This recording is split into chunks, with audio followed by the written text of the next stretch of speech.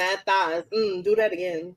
Look at you being all gay. Look at you. We are live here on So Shameless. As soon as we go live, Sayo wants to walk away for a second. I don't know what's going on.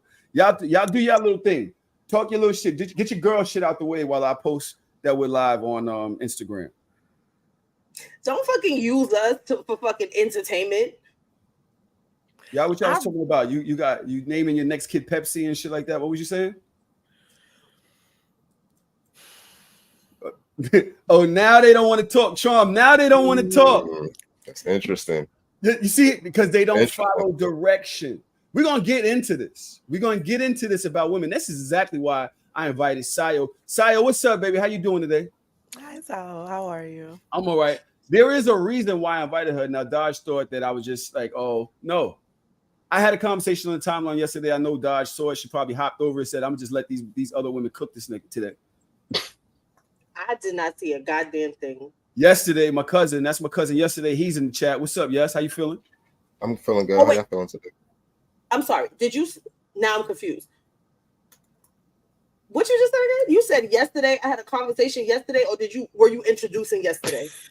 I knew you was gonna do that. I knew you was gonna do that, and this is what he goes through all the time. This is every time. Every time. It never fails. What? Never fails. Okay. And of course, we are joined with So Shameless's own DJ Trauma. What's up, Trauma? How you feeling today? I'm good, man. I'm chilling, man. Everything good. How are you? I'm all right. Do you understand the significance of yesterday? No. I'm talking about the name, not yesterday. I don't understand the significance of either. All right. This nigga just said your cousin was insignificant. Yeah. You gonna let that fly? Yesterday, he set me up for failure right now. Set me up. It's all right. I didn't do any damn thing. I'm just saying that's your name. Your name is yesterday. Yes. And you saw that I was getting cooked on Twitter yesterday. I know that you saw that yesterday. I did. And you said nothing. Ooh. You niggas is weak. All you men out here are weak. Okay. Do you want to discuss what we were talking about yesterday? Can you, he's doing a lot. I feel like there was a lot going on. Yes, it was a lot going on yesterday, no pun intended. So where you want to start at? It's a lot to get to. Where you trying to start at? Yeah, because I need some context because I feel like I'm so unserious. He always that's why y'all invited me. Unserious one. So let me see if I have Diamond's tweet. Diamond, friend of the show, also an aggravator. Let me see if I can find this tweet. Let me see if I can find it. Did I bookmark it? Aggravator is crazy. Yeah, that was crazy. I did not bookmark it. So Diamond basically was like something about and Dodge, you answered this shit. You answered this shit. When she was like, why do y'all niggas cheat? Why does everybody got to be monogamous? Oh. What was the why did Dodge bounce like that? Like she got excited. Like this is what we talking about. It in the tongue. No, because one, I don't tweet as much as I used to anymore, so that's gonna be very easy to find. Mm-hmm. Two, I'm trying to understand how this correlates to Tahoe getting his ass whipped on the timeline. But okay, so bro, I don't feel like I got my ass whipped. I just feel like women don't care about how men's experiences. Y'all don't care when men try to express themselves. Y'all always insert yourselves. You always insert your experience over ours, invalidating ours. And we got to understand y'all 1,000%, but y'all don't give 0% about what we go through. We try to talk to y'all. Y'all need to go talk to the lady. Go talk to the fucking lady about y'all feelings. We go talk to the lady. Go talk to the lady. The fuck? I'm trying to talk to my lady. That's the problem. The problem is, and so Diamond said, well, I'm trying to find this tweet by Diamond. I have the tweet, nigga. What was the tweet? Diamond said, why is monogamy so hard for y'all? I mean, it's only confusing because y'all know what y'all wouldn't want done to you, but you do it to other people. Help me understand that.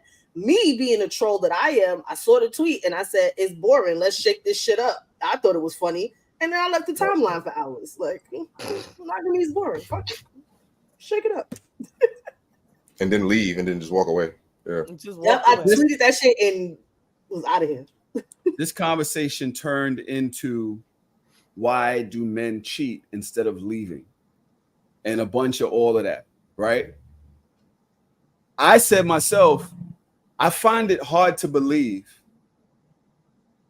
that women can't do the knowledge on why men do what they do when y'all do nothing but examine us and break us down in every single way possible, except for ways that don't benefit you. First of all, I said this is my first tweet. Reason men cheat. There's two things. It's just absolute. Women are fucking gorgeous. There are a million of y'all walking around succulent, bodies right, soft, hair silky, curvy. Men walk is like a brutish walk. Here I come. That's how we walk. Women sway from side to side, titties just do, ass just do, hair. Women are goddesses out here. Y'all look amazing. Number two reason a man cheats behind that, the woman at home is annoying as fuck and does not listen or care at all about her nigga no more once she has him. Y'all don't listen to us. We can't get nothing off because y'all so much smarter than us. Y'all are so good at arguing. Y'all argue when y'all laughing with your friends. Y'all are going back and forth. No, bitch. What bitch? And then niggas ain't got time for all that. Niggas say, yo, babe, I feel like, oh, now you feel. But when I felt, okay.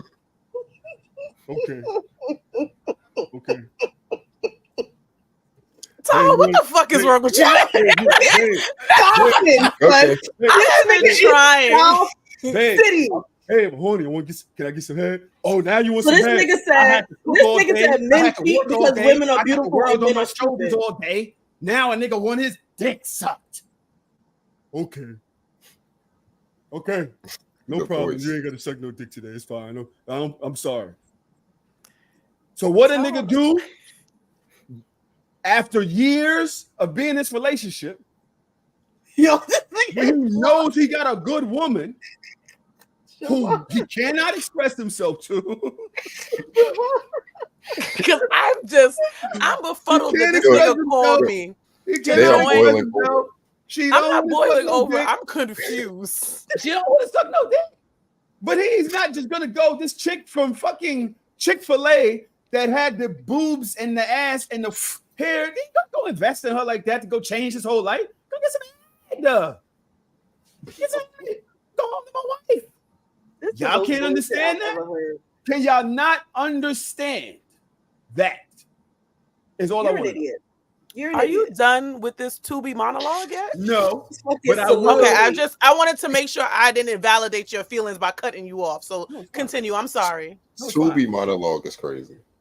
Are you just gonna be a fucking ad-lib nigga in here? I'm just y'all niggas were good yesterday. Y'all so scared of admitting the truth because these women have us beaten down that we every time we talk, they go, you niggas, and sir, audacity is all you know. Okay, you're right. I'm stupid. When y'all gonna get some backbone and actually express yourself to your lady? When you actually gonna speak up about your experience? Why do I gotta sacrifice myself?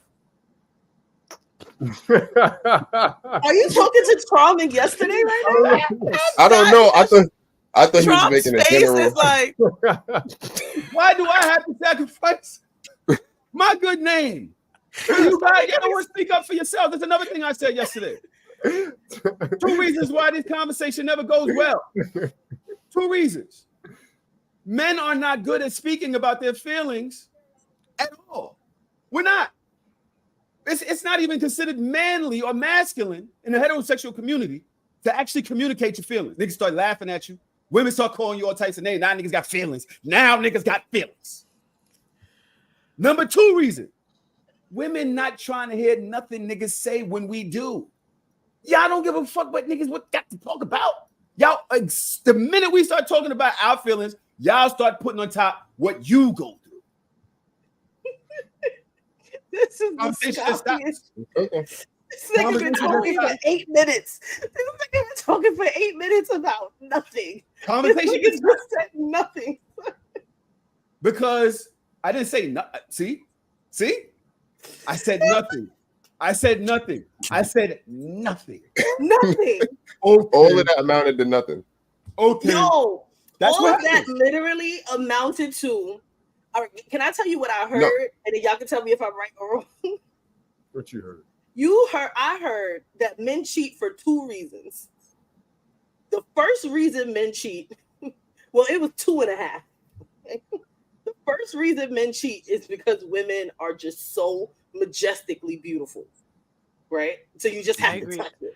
Like a child. You know, like you ever took a child to the grocery store and they're like, "Oh, mommy, I want that. No, I want that. No, I want that." You did no, it. You was listening. Right. So like toddlers, men have this thing about them. They see things and it's nice and shiny and soft, so they want to touch it. So that was the first reason.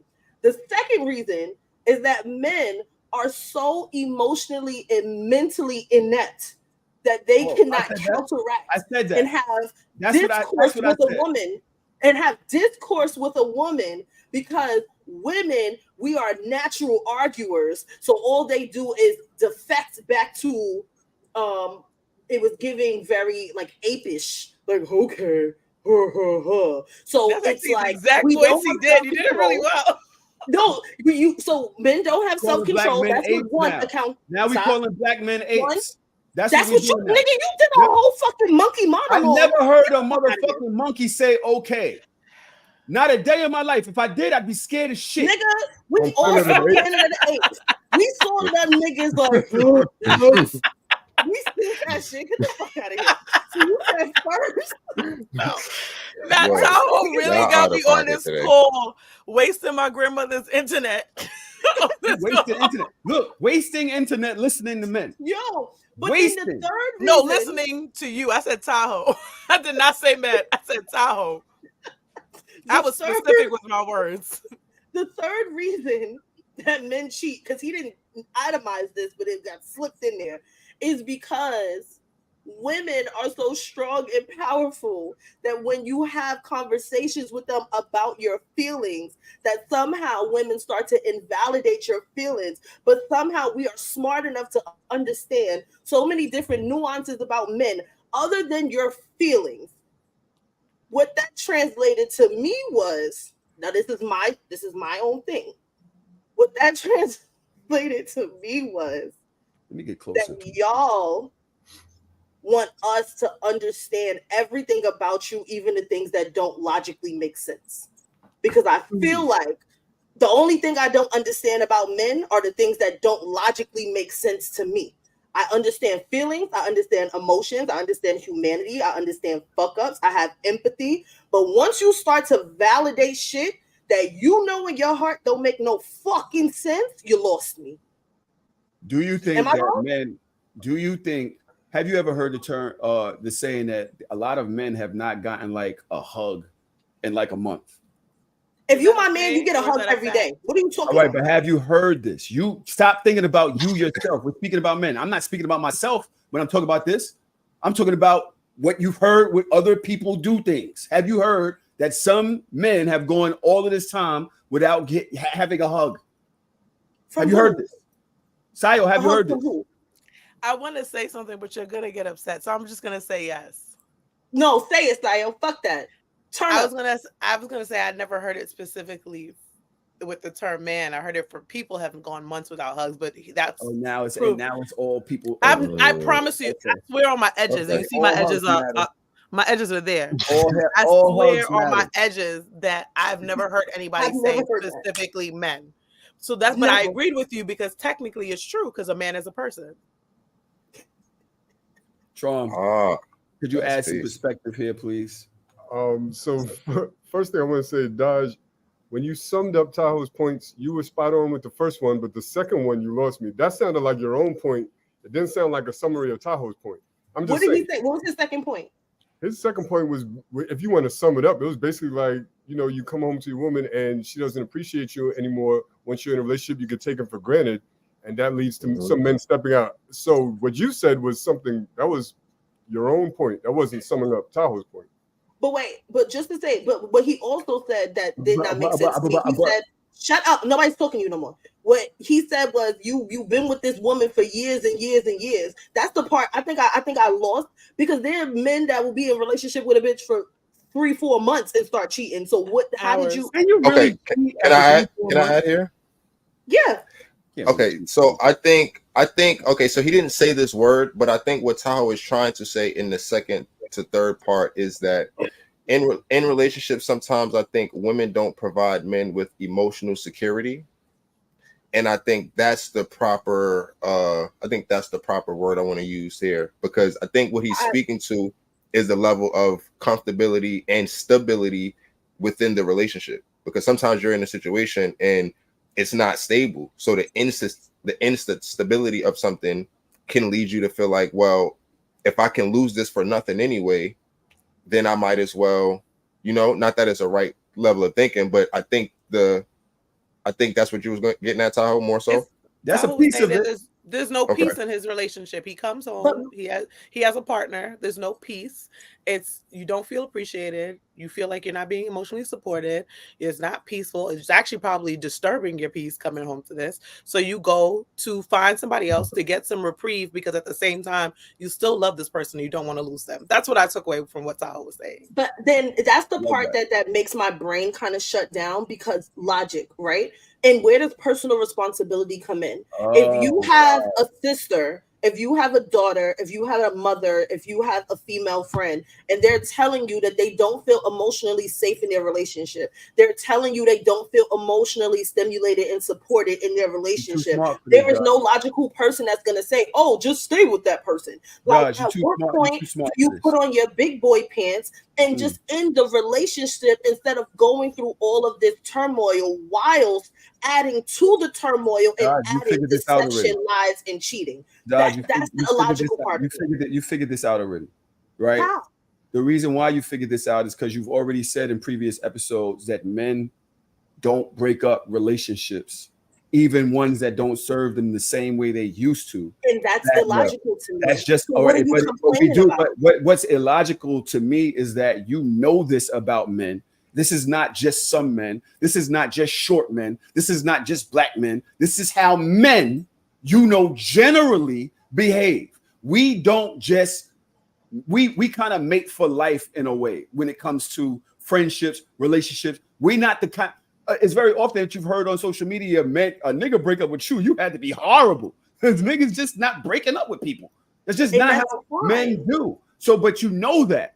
But then when you say, but it doesn't make sense to me. It does not make sense. Incorporate what you know when you're getting information to come up with a new understanding, because you know this about men already. So you know what else I know? I know that a lot of times children do things that don't make fucking sense, right? I know that children do things all the time that don't make sense to me. But if you really sit down with a child and ask them why they did what they did, you can possibly see the logic in what they were doing. They were probably trying to help. They were probably trying to do something good. And the situation somehow turned bad. What I'm saying is, wait, hold on. What I'm saying is, just because I know that still does not make it make sense to me. That still does not make it logical to me. And then on the flip side of that, and when I said in the beginning, y'all niggas need to go see the lady, because if you went to see the lady would tell you to get out of relationships, friendships, family, and all of that do not serve you on that level, that is giving you that type of turmoil. Now, so many women go to see the lady. And when I say the lady, I'm talking about going to therapy and doing that work, that inner work, so that they are, managing healthy relationships. So I'm trying to say, when does personal responsibility come into play for men? Instead of having this type of a standpoint, instead of shifting the conversation to being like, I do not accept this behavior, I will not accept this type of relationship, instead of saying, I cheat because ... Yo, can I ask a question? Yo, yesterday, I'm gonna let you go, but Faye, if you ever use that many question marks on my screen again, and the upside down one, so it's an Espanol. I don't even know how to fucking put an upside down on there. Yeah, that was why crazy. did you need all of those damn question marks? First of all, seriously, I'm confused too. Yesterday, go ahead at this time. Go ahead. Dage, I have a question. Dodge, I'm sorry. No, it's fine. So this is the second time that you've done this thus far. And why these times that we've been speaking, why do you equate men expressing themselves or any part of the emotional part of us speaking about men, why do you equate that with being children? I understand that I understand emotional intelligence, and I also understand that there are not a lot of people that are evolved to have a certain emotional intelligence that is that of an adult, and a lot of us still operate in our childlike state.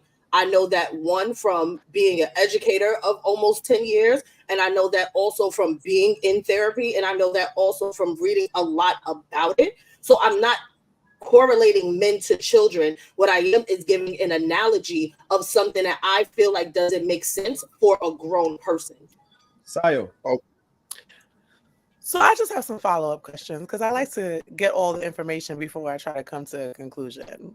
In these situations in which you feel like you're not being emotionally supported and you go to get this reprieve or this kind of break from another person to help you, I don't know what is helping. So let me not even assume because I don't want to assume. Do you have conversations with your partner prior to going out? Or do you think that you are having intellectual, direct conversations with your partner prior to using the cheating option? You're muted, Papa, since you were doing muted. So much with the production. No, it's the damn ice cream truck. Thank you for being condescending. No, me personally, I have gotten to a point through this podcast and Hard to Soft where I would just be like, yo, I need to fuck something. What you trying to do? It's gonna be you. You gonna bring somebody. I'm gonna go to a play party. You know, you go left, I go right, and we just come back and we figure it out later. I'm gonna have the conversation myself. That's what I'm gonna do. But okay. I do believe that a lot of men do not feel comfortable having that type of conversation because they know that women not going for it. And I also believe that it's a very selfish thing. I think that when you cheat, it's a selfish thing. It's you have a lack of care about how it's going to affect somebody else. But at that point, you kind of let's start here. I'm talking about one situation, one type of situation. Some people are just cheaters. Yes. Period. Can I also make a call out too? If we are not going to assume one type of person when it comes to men, can we not with women? Because there are some women who do make sure that they try their best to listen to their partner, create an emotionally supportive space and things like that. So when you say women just don't, it kind of discredits the women that do and men that are in healthy relationships. So I don't want us to generalize. Hit dogs don't have to holler, right? There are women that will say, no, I definitely do this. I definitely take care of mine. I definitely listen. And they know that they're excluded from this but we're talking about yesterday, not you, bro. Yet, when we were speaking about this the other day, a lot of men were agreeing and a lot of the women on the timeline were pushing back, didn't want to hear it, didn't want to understand. And I kept saying, yo, men, I kept putting out there how inept men are on certain ways. I kept saying that it is a selfish thing that men do. And Greg, as a matter of fact, came in and was like, yeah, but what's wrong with being selfish sometimes? And I thought about that. Sometimes you need to be fucking selfish, especially when you have a lot invested over here. It's selfish to break up just because you want some pussy. So I feel like somebody else's feelings. I was about to say there are other ways to be selfish without being malicious to somebody that you care about, especially if it's something that y'all have not agreed on as part of your relationship. If the person has the idea that you are going in this monogamous and they aren't cheating and you don't want them to cheat, so they're expecting the same reciprocity. When I thought monogamous, I thought I was going to keep getting pussy. Hey, I thought you was going to be the same girl that I entered into the relationship with. I didn't realize that once you got tired and all of this, once things got complacent, that I just had to figure it out on my own. I didn't realize that I was going to have to be home jerking off all the time when you're not around because I know I'm not getting no box tonight or anytime. I didn't realize that. Why is so much of the relationship monogamous? Why is so much of the relationship contingent on pussy? Thank you. Why doesn't it? Do y'all not know that? I'm just saying, we can't ignore that sexual intimacy is an important part of any relationship. I didn't say that. I said, why is so much of it the contingent? Because the thing is, if I'm tired, it's not the number one thing, but it's one of the top 5. So you can't push it to the side and be like, I'm not pushing it to the side. But what I'm saying is, if I'm tired, if I'm not giving you no pussy, then yes, you should probably, if it's such a big part of a relationship to you, you should be looking for somebody who can give you all of those things, because I'm clearly not that person. But if I'm tired because of work beating my ass for a week, or like, what are the time limits? Like, how do I know how much time I have to rest before you start looking for other pussy? Like, I'm confused about if I'm tired, or there's a few weeks where maybe not in a few weeks. I can't phantom it being a few weeks, but if there's like a week where I'm tired, I'm not feeling well, whatever the case may be, and you want to have sex, how long do I have before you go cheat?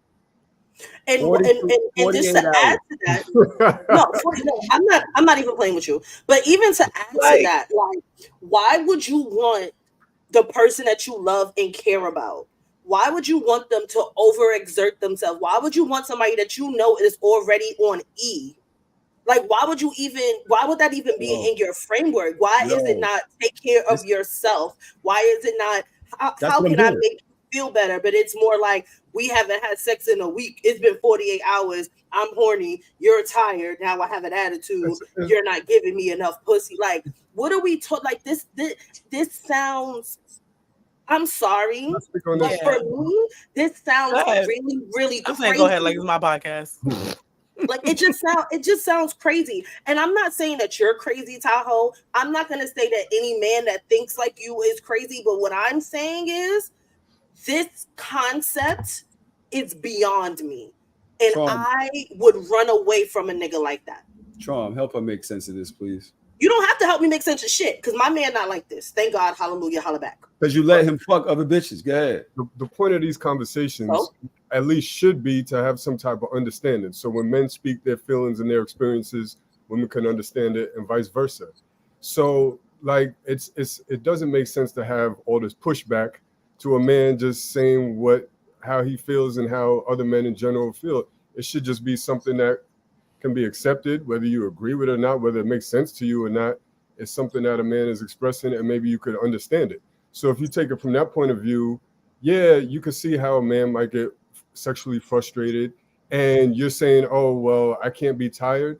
It's not always about that. It's about, sometimes relationships are tough. When you live with a person, it's tough. It's easy to just get complacent and fall into a routine. You have to prioritize having sex. You have to do it before you get tired, before midnight. Like, you don't have to, and it takes work. Everything in a relationship takes work. The same thing on the other side for the man. It takes discipline when he's not getting sex to not go out and cheat. It takes maturity. It takes standing on your word. If you said you was going to be monogamous, then be monogamous. That's a character. It's a two-way street. But at the end of the day, these conversations shouldn't be so combative. We're trying to learn each other, and it all starts with understanding and listening. So how does the conversation come back? So I just want to be very clear here before we move on. The way you guys in your head, and I'm going to generalize for a moment for the men in this room, because I'm going to take your word as you're speaking for the conversation. So the way y'all want this conversation to go is men speak, we listen. So it's not a conversation. So y'all just want a venting vessel. So y'all just want to talk about all the things that you feel are irritating to men in a relationship. And we're supposed to say, okay, so this is not a conversation. Yeah, I'm about to say, how did you get that from that? Yeah. because Trump just said that the conversation was combative. Trump also just said that sometimes when we're speaking, that the conversation should not be combative. So you don't want a back and forth about this is how you feel, well, this is how I feel, and there's no middle. So what you're saying is y'all just want to say how you feel, and you don't want the other side of why it's not logical to me, or why I don't understand where you're coming from. Nah. So I'm trying to understand, because once you say combative, You're saying that that the conversation is combating each other. I thought it was. Can you explain what combative meant to you, please? I would love to get some clarity. So I'll give you an example. Having a discourse where we go back and forth and we exchange information is one thing. Once you start insulting, throwing out terms like men are like children, then it starts to become combative. That's a prime example. Like when you start to go in that direction, it's no longer a healthy discourse. It's no longer an intelligent conversation where we could understand each other. Did I say men were like children, or did I give two analogies? No, I think that's part of the issue. I think even in your analogies, it's like just put it in reverse. If a woman is expressing herself, no matter logical or illogical, to equate how she thinks or what she thinks to being childlike is just not a good look. Like it's just not like it doesn't make somebody feel good about the conversation. It's not going to make somebody feel like, oh, I want to share more to this person who's telling me that how I think or maybe my thought process is childlike. When in actuality, this is just what I think and feel, whether it's right or wrong. I think that's why I asked you that in the beginning, because I'm like, I think we can disagree with things or have the discourse, but I said once you start to, off back, if you're belittling the case before you even start, it's kind of like, where's the conversation going? And it's actually exactly, she was a perfect vessel to prove what I was saying about it, because the minute she heard the shit, she was on my ass. The minute she heard anything, imagine your wife, imagine your girl, and you bring this shit to her, and she is tired, she is frustrated, she is annoyed, whatever, and you're trying to say, yo, this is how I feel, and she goes off on you like that. You think that that's going to provide the right space for him to be honest in the future about what I've said on this podcast time and time again, when we're having these conversations in discourse, the way I talk to y'all is not the way that I speak to Andrew. The way that I speak to y'all when we're having these types of conversations, I'm not, this conversation would never even go down this way if I was having this conversation with my fiance. So we're going to keep that there. That's I didn't mean it that way. I didn't mean it that way. That's fine. That's number one, though. But number two, I can only speak from the realm of expertise that I have. I am not a doctor. I am not a lawyer. I am not a scientist. I am a person that works with children, and I deal with behaviors, and this is my life's work. So if that's the analogy that I make, if you're a basketball player and you constantly make sports analogies, why would that discredit the merit of a conversation? I would understand that. You're a sports guy. So when you make sports analogies, that's easy for you to understand the logic of. So sorry. Like it's too eggshelly. Can you see how that analogy is condescending? I was about to say. What the fuck? Hold on. You can't see that? Daj, I hate to agree with the men, but I will say, somebody, you say your analogies are with words. I believe words have meanings. Words mean things.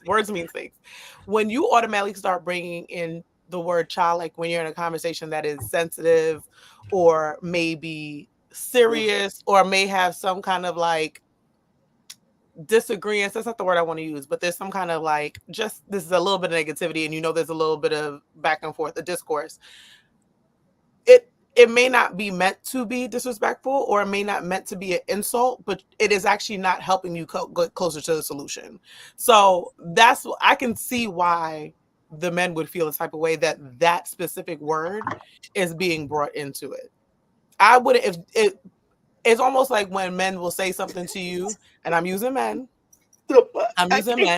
I can only be me. I'm sorry, y'all know me. Like I could only be. I can only be from my realm. I'm not even gonna use men, but when somebody says, "Oh, you acting like a bitch," and you like, "Oh, you call me a bitch." No, I said you acting like one. That's exactly what you just said with the word child versus bitch. The guys are so sensitive. Where is the pillow? Is the comment that we got from a young lady in the chat. Now, this goes back to what I was saying, why men don't express themselves. Y'all automatically get to calling us a child, a bitch, you like sensitive, and that's not a vulnerable space for men to be when trying to express themselves. So now I gotta bottle it up, figure it out on my own, and what happens? I go to some chick who I don't give a goddamn thing, I don't care about. I don't care about shorty. But guess what? I'm gonna just go get my shit off real quick and go back to the person I love. I ain't gonna have this conversation with you no more. It doesn't work. You feel like you don't feel like listening to me about this one thing. It's just pussy. Men we're not gonna leave our love for some box. That doesn't equate. Like we can literally have sex and go home. It means nothing to us. It means something to you. But now when I try to talk to you about it, you calling me sensitive, a child, a bitch, not being empathetic to what you're going through. It's like literally I cannot express myself to you without feeling like I am the problem. So bottle it up. I don't necessarily agree with that, but I feel like there's two questions here. My first one is, why do men, because you mentioned it earlier, I'm going off of something that you said. You said, when you're tired and you're frustrated and I come to you with this problem, why are you coming to me with a problem when I'm tired and frustrated? Why wouldn't we want to have this conversation when we're both in good, happy, rested spaces so we can come to actual solution? And then the second part is, if you are in a situation in which I too can go to somebody else to go have sex because this nigga doesn't listen, this nigga's always bringing up more problems when I'm tired, blah, blah, blah, blah, blah, that's fine if you want to go do that, if it's a equal opportunity situation. But if I am not allowed, or you're going to get upset if I do the same thing, that is the original question. I believe that's the question that Diamond posed. If you don't want me doing it, why are you going to do it? You do it. Yeah. So why is that okay? Why are you okay to go somewhere and get a break from what might be a stressful situation and I don't have the same? One of my homeboys used to tell me, I remember it distinctively from the old podcast, the boys used to tell me, sometimes a side bitch is necessary to save your relationship. And I never understood it. I understand it now when you say it. I still don't agree with it though. So here's the thing. Go ahead. Because I just want to say, because those same, I'm not allowed to have a side nigga, so why can you have a side bitch? Well, I think this, right? And this is just my understanding of women and the way that y'all process things when it comes to men. This also would be a judgment on men. I believe that women can understand another woman. They can understand why he fucks other women. They can understand him wanting to bring another woman in the bedroom. Most heterosexual women will raise their eyebrow if a nigga says, I want you to bring another nigga in the bedroom. Also would raise their eyebrow if he says it's okay if you go fuck another nigga.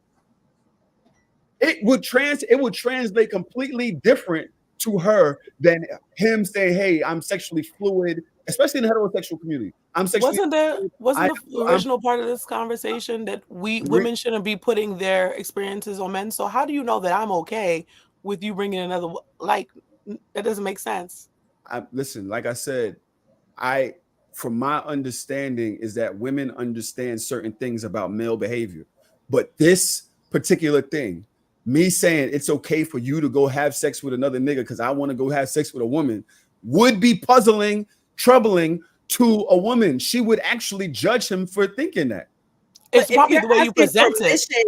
That's not cheating. If you're front loading, that's not cheating. That's not even you're changing the conversation. You're having a conversation. I'm not changing it. I'm responding to what Sayo just asked. And but the thing is, but Daj is actually saying it because now we've had a conversation about our arrangement, what we are allowed to do. We're talking about what we're comfortable with.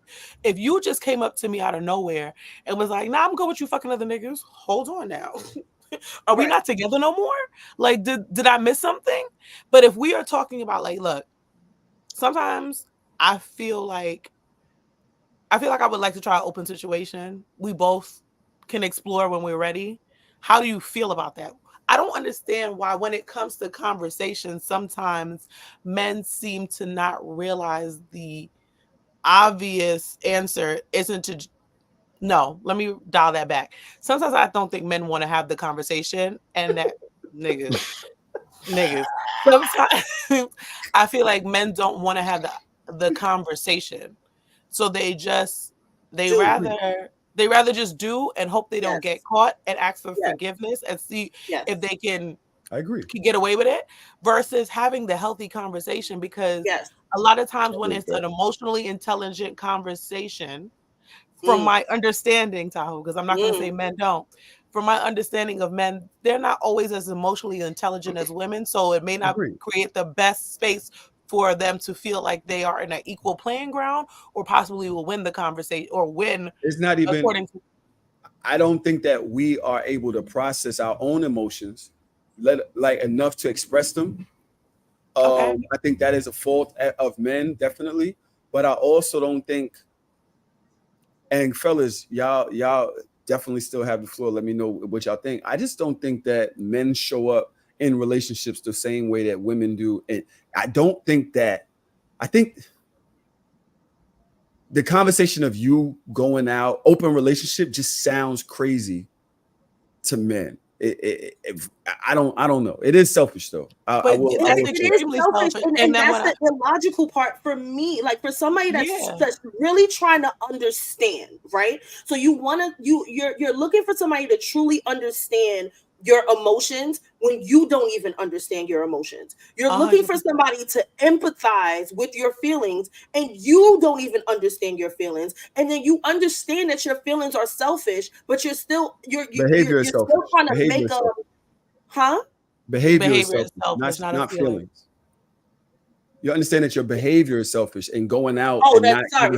Yes, that's your behavior. I didn't hear. I heard behavior self. I'm like, what? That the behavior, yes, it's selfish. You also understand that if it were done to you, that it's mostly 9 times out of 10 something that you would not accept, and 9 times out of 10 something that you would not be comfortable with. But you're content. Like men continuously put women in this like bubble of you need to understand that I'm a man and this is what I think and this is how I feel. And it's like, I'm trying to understand it, but it's not clicking. Like it's not connecting.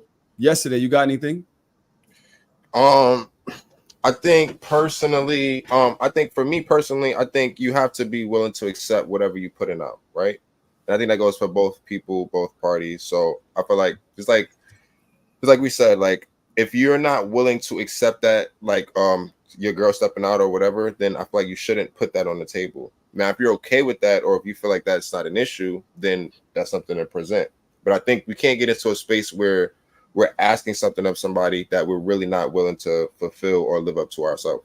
And my thing is, really quick, you're saying that like you cannot express your emotions, so or you try to protect your emotions because you don't want to get in a back and forth, or you can't express it properly, so you don't want to have this conversation, and then your alternative is to do something at the expense of the person who is emotionally intelligent and now possibly can affect them emotionally. So it's like, because I actually am trying to be open emotionally, and because I am a little bit more, I'm going to say the word evolved, maybe just because I don't have a different word right now, but because I am a little bit more emotionally involved and I'm trying to make sure that I'm expressing that clearly and you don't want to, I'm the one who has to take a hit on those emotions. That's extremely selfish, and it is malicious. It's not selfish because there's a lot of other things you could do to be selfish. You can say, fuck that girl, I'm gonna go on a trip to clear my mind.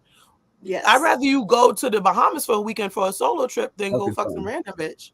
Like, I think you don't have to. That's what I'm saying. You could just go for peace. You don't have to. You are making exactly what I want. A peace. Niggas don't know peace. Like this is.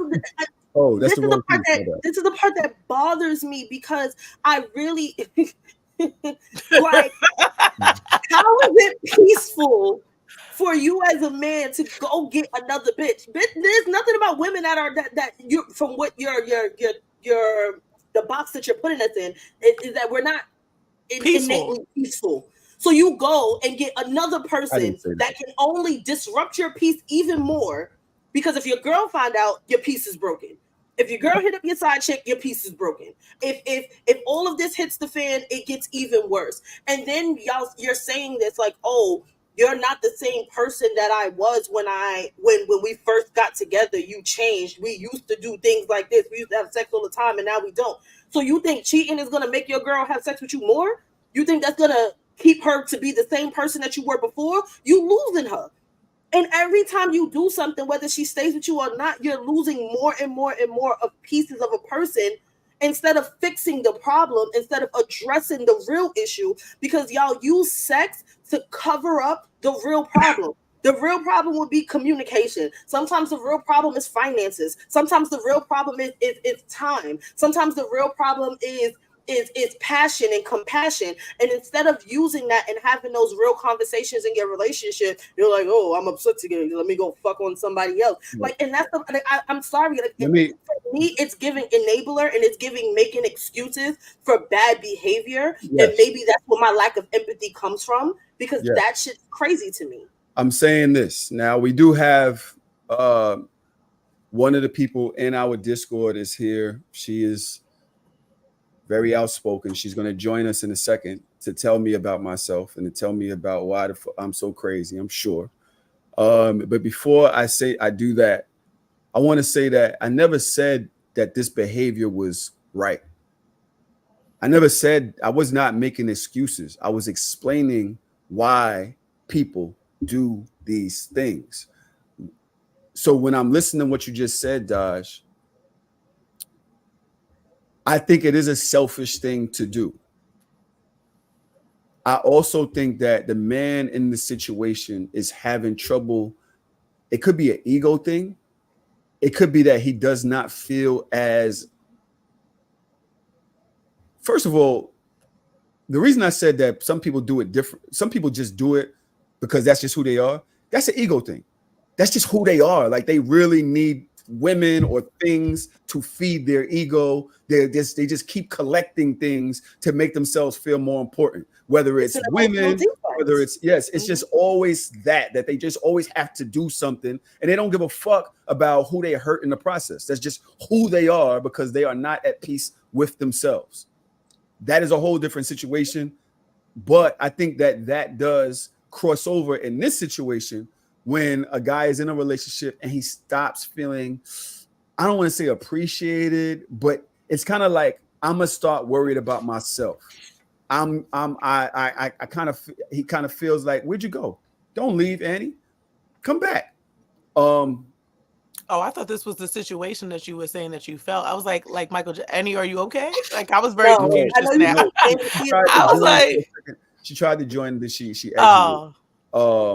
But I think that it is a very selfish thing. And when Greg said, yo, what's wrong with being selfish? I kind of understood that. Not saying I was saying that it was right, but I get when it's like, yo, all right, I don't feel comfortable speaking about it with her. She's always tired to Sayo. When over years being in relationships, sometimes that's like a monthly thing. It's not like a daily thing. That's not like, I'm tired on Thursday. You've been tired since 2021. Nigga, like, you need to make more money so I could work less, so maybe I'm less tired.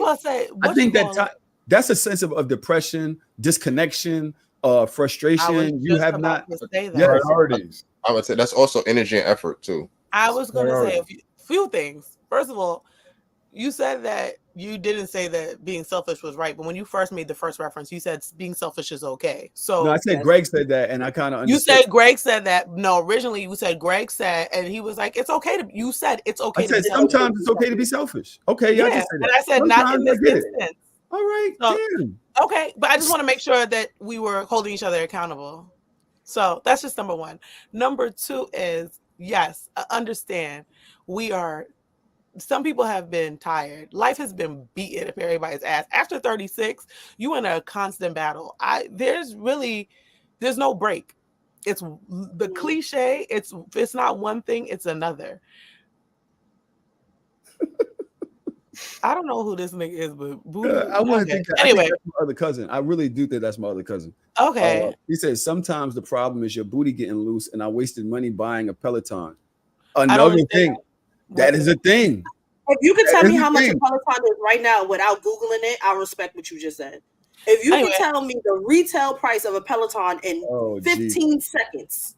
Well, a gym membership costs $20 a month. So please, one way or the other, the point. But my other part is, if the person is tired to the point where you feel like they are so tired that you are willing to alter the state of the state of your relationship to go get pussy, at what point do you have concern for the actual mental state of your partner and try to figure out, hey, are you okay? Because if they have this drastic change and you've expressed to them that you don't think your partner wants to have sex with you, no matter how tired. No, no, that's what I'm saying. If there's times when I'm tired and I'm like, you know what, I'm gonna have to rally because I know this nigga wants it. I do want this nigga, but I may not be able to give him 100%.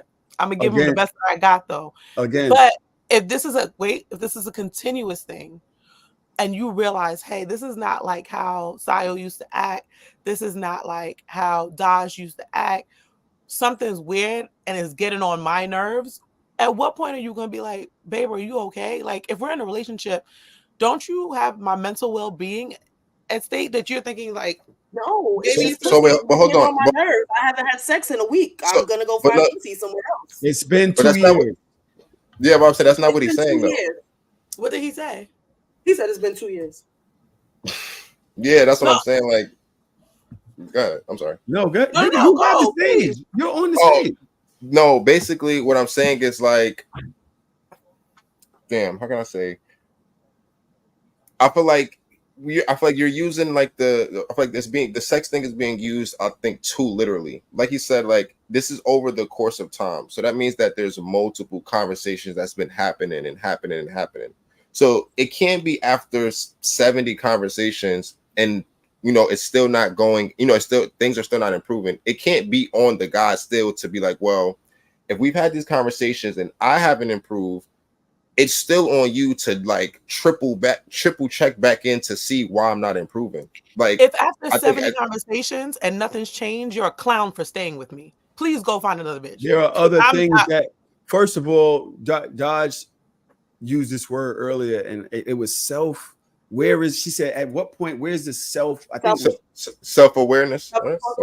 Because what did you say, Dodge? Self-responsibility.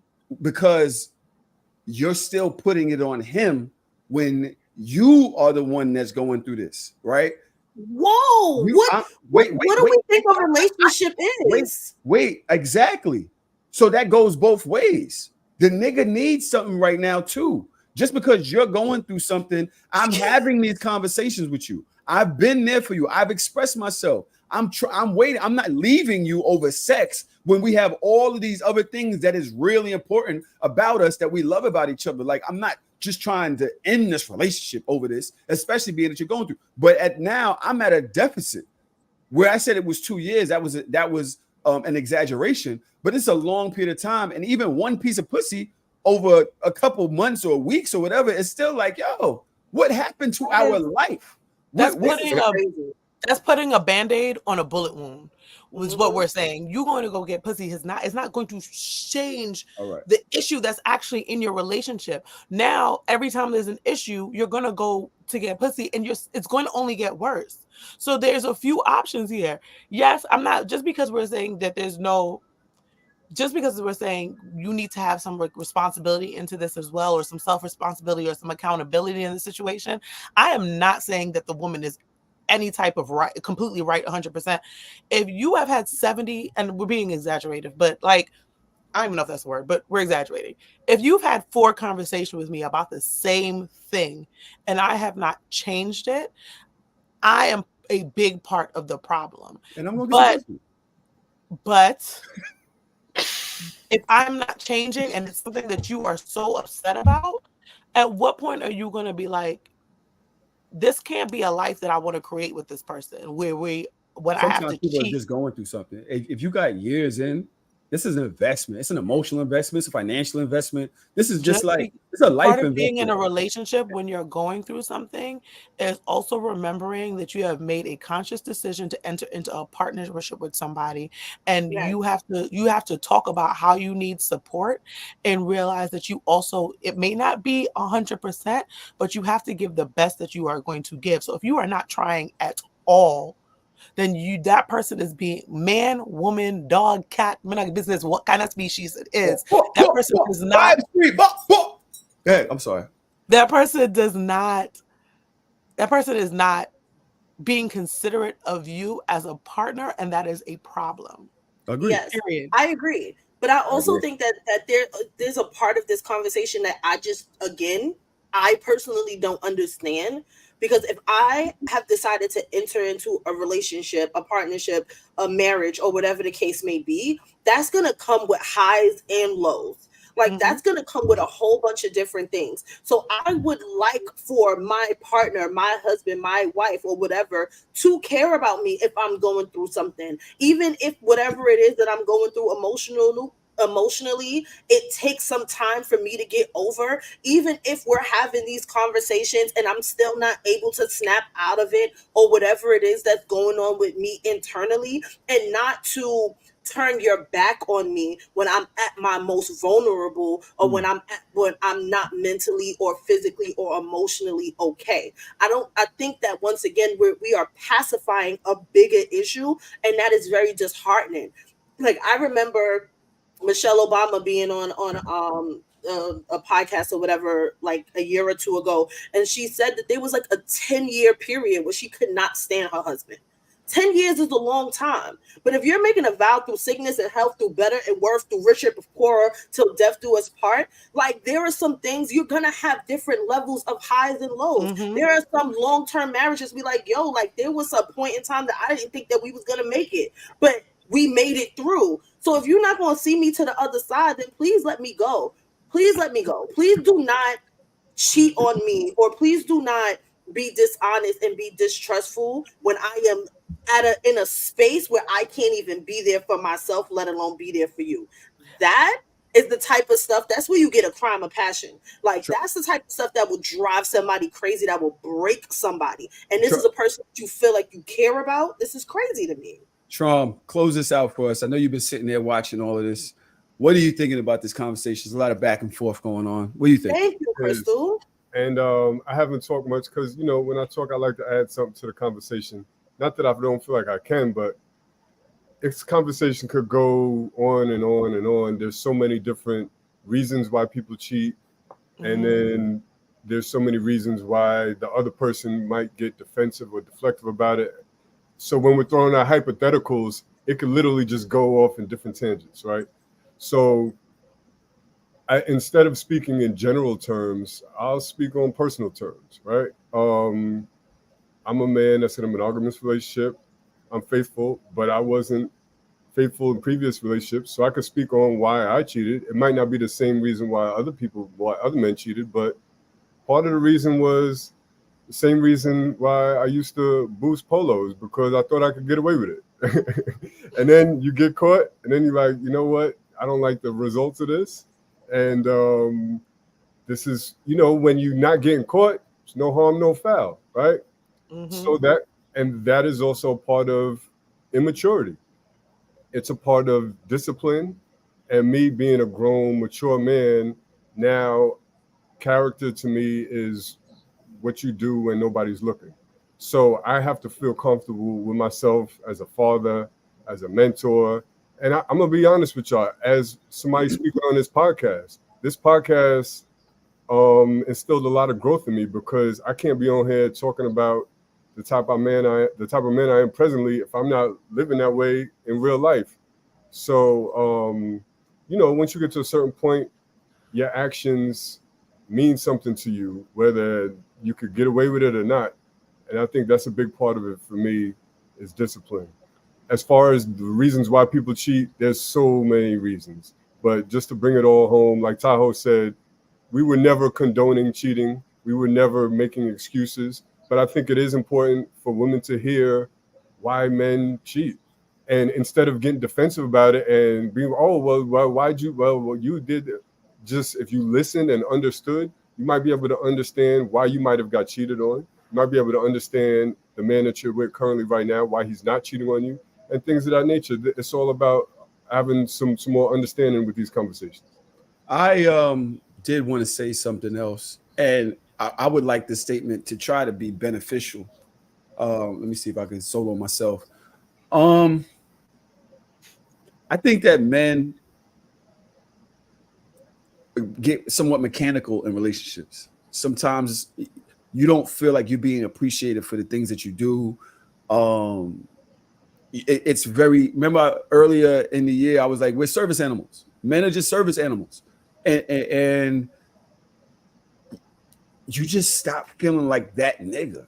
Even though you know your family loves you, you know your girl loves you, whatever. Sometimes you could just not feel like that nigga no more. And like men go buy that red Mustang at a certain point. What does that do? We know that that's feeding his ego. Sometimes that side chick is the same thing. You just want to feel like that nigga no more, even though you love your shorty. I'm not saying that it's the right thing to do. I'm saying that, ladies, do you actually tell your nigga that you're proud of him, that you appreciate him? Do you still suck his dick for no reason? Do you still suck his dick on the way home from Popeyes? Like you Popeyes. like, I mean, like, or whatever. Like, are there just moments where you're still making him feel the way you used to make him feel when y'all were dating, or has things just become very monotonous and boring? And I think, you know, I one of the main people on my timeline, Miso, she was arguing with me about it. And I was like, but you talk about your nigga every day. You talk about how much you appreciate him every day. You like show your appreciation every day. That man is gonna, him having that could definitely be one of the things that would stop him from moving outside that relationship, because he feels that love from you. He feels your appreciation from you all of the time, versus just knowing it and it kind of being like, whatever. Anyway, that I don't know. That probably didn't stick. I see Sayo like, yeah, go, whatever. No, I actually agree. I don't follow Miso, but I see y'all post her all the time. And Greg reposted something yesterday and it was like, I don't know the guy. ODAT, whatever his at name is. He basically was like, there we go. Basically, he was talking about like your girl should be boosting your ego all the time. And if you look under the tweet, I agree. I think that you literally, there's a world, men, women, especially of color, do not get the support that other people do. And I feel like, yeah, go see the fucking lady. I think everybody needs to go to the fucking lady. But I feel like regardless, whether you have a partner, whether you live by yourself, your home, wherever you consider home to be, should be a safe haven and a place you feel supported, you feel peace. If I have a partner and he walks through that door and he is doing the things that he needs to do to support me and bring me peace of mind, however I need it, because it looks different for everybody, I'm going to do the same thing back to him. Like, I don't even play. We had this conversation last time I was here. I said, I'm a Bronx bully with a pick me rising. Like, I'm both at the same time. I'm going to go in here. I'm very hard exterior, you see my faces while I'm listening to you talk. But at the same time, if it's my man, even if it's somebody I just started talking to, I want to set the tone to let you know that you're going to be celebrated here. I could probably talk to you. Once I like you, I'm going to show it. And I'm vocally, through gifts, my actions, whatever the case may be. So I do agree. I agree that you need to tell your man regularly you're proud of him, how great of a dad he is, how great of a person he is. Highlight the things specifically that you like about him. It doesn't have to be like, you're just such a good person. Listen, like, yo, I really appreciate when you send me tweets telling me how good my pussy is, like as a joke. Like, stuff, it could be something specific, but as long as he feels like he's celebrated, that does not mean he's not going to cheat, because niggas will cheat for no reason. Not saying that every nigga cheats for no reason. I'm just saying, like you said, there are people who just cheat because it's an ego stroke and they are egotistical. And no matter how much ego stroking they can get from their partner, they want it from new sources. So I think that that's where I was coming from. We're being very general. You said all of that and you never said suck his dick. Let's move on. I know, Trom, I know you got a dip. By the way, Sayo, that is a fire ass shirt. And I love your hair. Thank you. You look amazing today. Thank you, Tahoe. Trom, I like your lavender bucket hat, even though it wasn't Vibes Cartel related. Yeah, I tried. I have another relationship question, and Tron, I really want you here for this Trump Kamala conversation. And I know I'm going over time with you, but just this relationship question does kind of relate to what we was just talking about.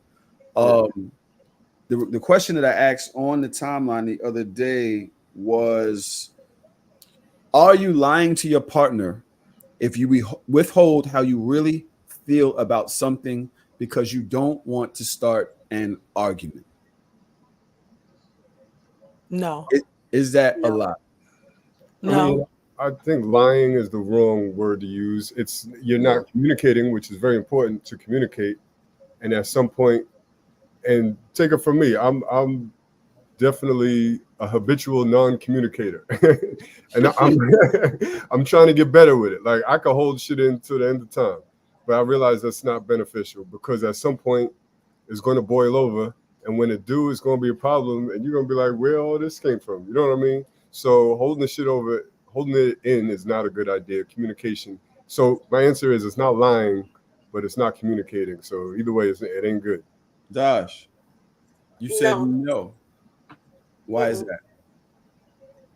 Well, I've said many times before, like, I weigh necessary conversations and unnecessary conversations.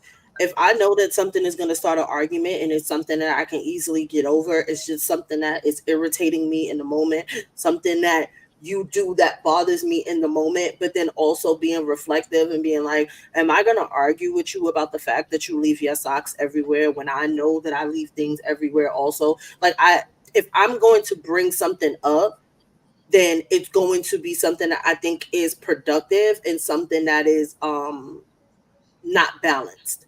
I know that there are things about me that gets on Andrew's nerves. There are things about Andrew that gets on my nerves, but I'm not going to bring it up to start an argument because it's very much unnecessary. And as a person that I don't argue in my relationship, that makes it even like, I'm not arguing with you. There's some things I'll just roll my eyes and keep it moving. Like, fuck it, whatever. Yesterday. Yeah, I think if you just don't bring it up, then that's one thing. But I think if somebody asks you and you tell them no, but there's really something going on, I think that's a lie. Like, I feel like a lie is a lie. So I feel like if something is wrong and you say no, nothing is wrong, then yeah, that's a lie. Sorry. I agree with yesterday. If I directly ask you if something's wrong,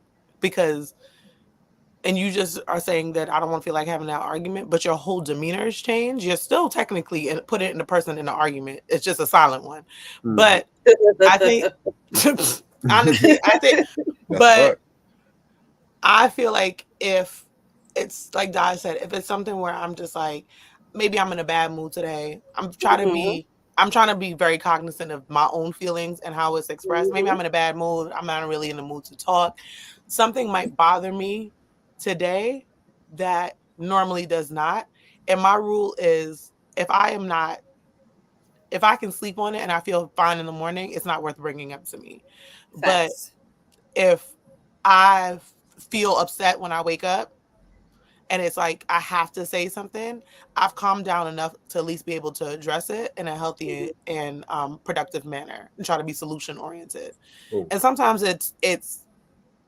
it looks like, yo, you hurt my feelings yesterday, or you disappointed me yesterday, and that's it. Like, it doesn't have to be a conversation, but I just gotta get that off. I think that I think the problem with that is, and this is me as a man, might be me as a Pisces, might just be Tahoe. Sometimes I know that me having this conversation with you is not going to be a good conversation. So I'm just not going to say it, right? And I'm just going to try to move on. And me going to sleep and waking up okay is just putting a little brick on a wall that I'm building with all of this shit that I have not expressed, because I want to keep the peace in the house. I know that you're not going to like this, how I feel about this. Or we may have had a similar conversation before. I didn't like the way that shit went. It didn't feel very inviting to express that. You know what? I accept how you feel about it. I agree to disagree. And so now with this one, I'm not even going to go there. The problem is, I feel like that is a lie. And I feel like you're not only lying to your partner, but you're also lying to yourself. And I also feel like that is going to build up into some other shit that will be a problem in your relationship if you don't express yourself. I think that's where you have to know yourself, because like you said, it could be a Pisces thing, it could be a Tahoe thing. I think that's the Tahoe thing. I think that if you decide that you don't want to say nothing, but you know you actually are still going to be bothered, then that's where you have to realize who you are as a person and address and then act accordingly for the benefit of yourself and your relationship. I know me, I get very dramatic in the moment. I hope nobody I ever date sees this, but I get very dramatic in the moment and emotional. And I know if I say something, I'm going to wake up the next day and call Davey and be like, I was wilding, and start laughing because I knew I was wilding. So for me, I need to actually calm myself down, because I actually feel worse when I get in arguments. I feel worse when I have emotionally charged conversations and I haven't had a chance to actually sort out like my true feelings because I get frustrated. So for me, taking a step back, even whether I'm still bothered or not, and then addressing it to be solution oriented is actually healthier for my state of mind. So I don't think I think it's not lying. I think it's just depending on who you are. Gosh. Yeah, I agree with you, Sayo. Like, for as a person that I already have a lot of other stuff that's going on inside my head and stuff like that. Like, I don't create space for things that don't serve me. So whereas you said that, it might be in the back of your mind and you just kind of use it as a little brick to build up a wall, if it's something that I say I'm over, or I know that I can get over, and it not need to be a conversation, I'm really truthfully and honestly, I'm over it. I have wiped my hands to the situation.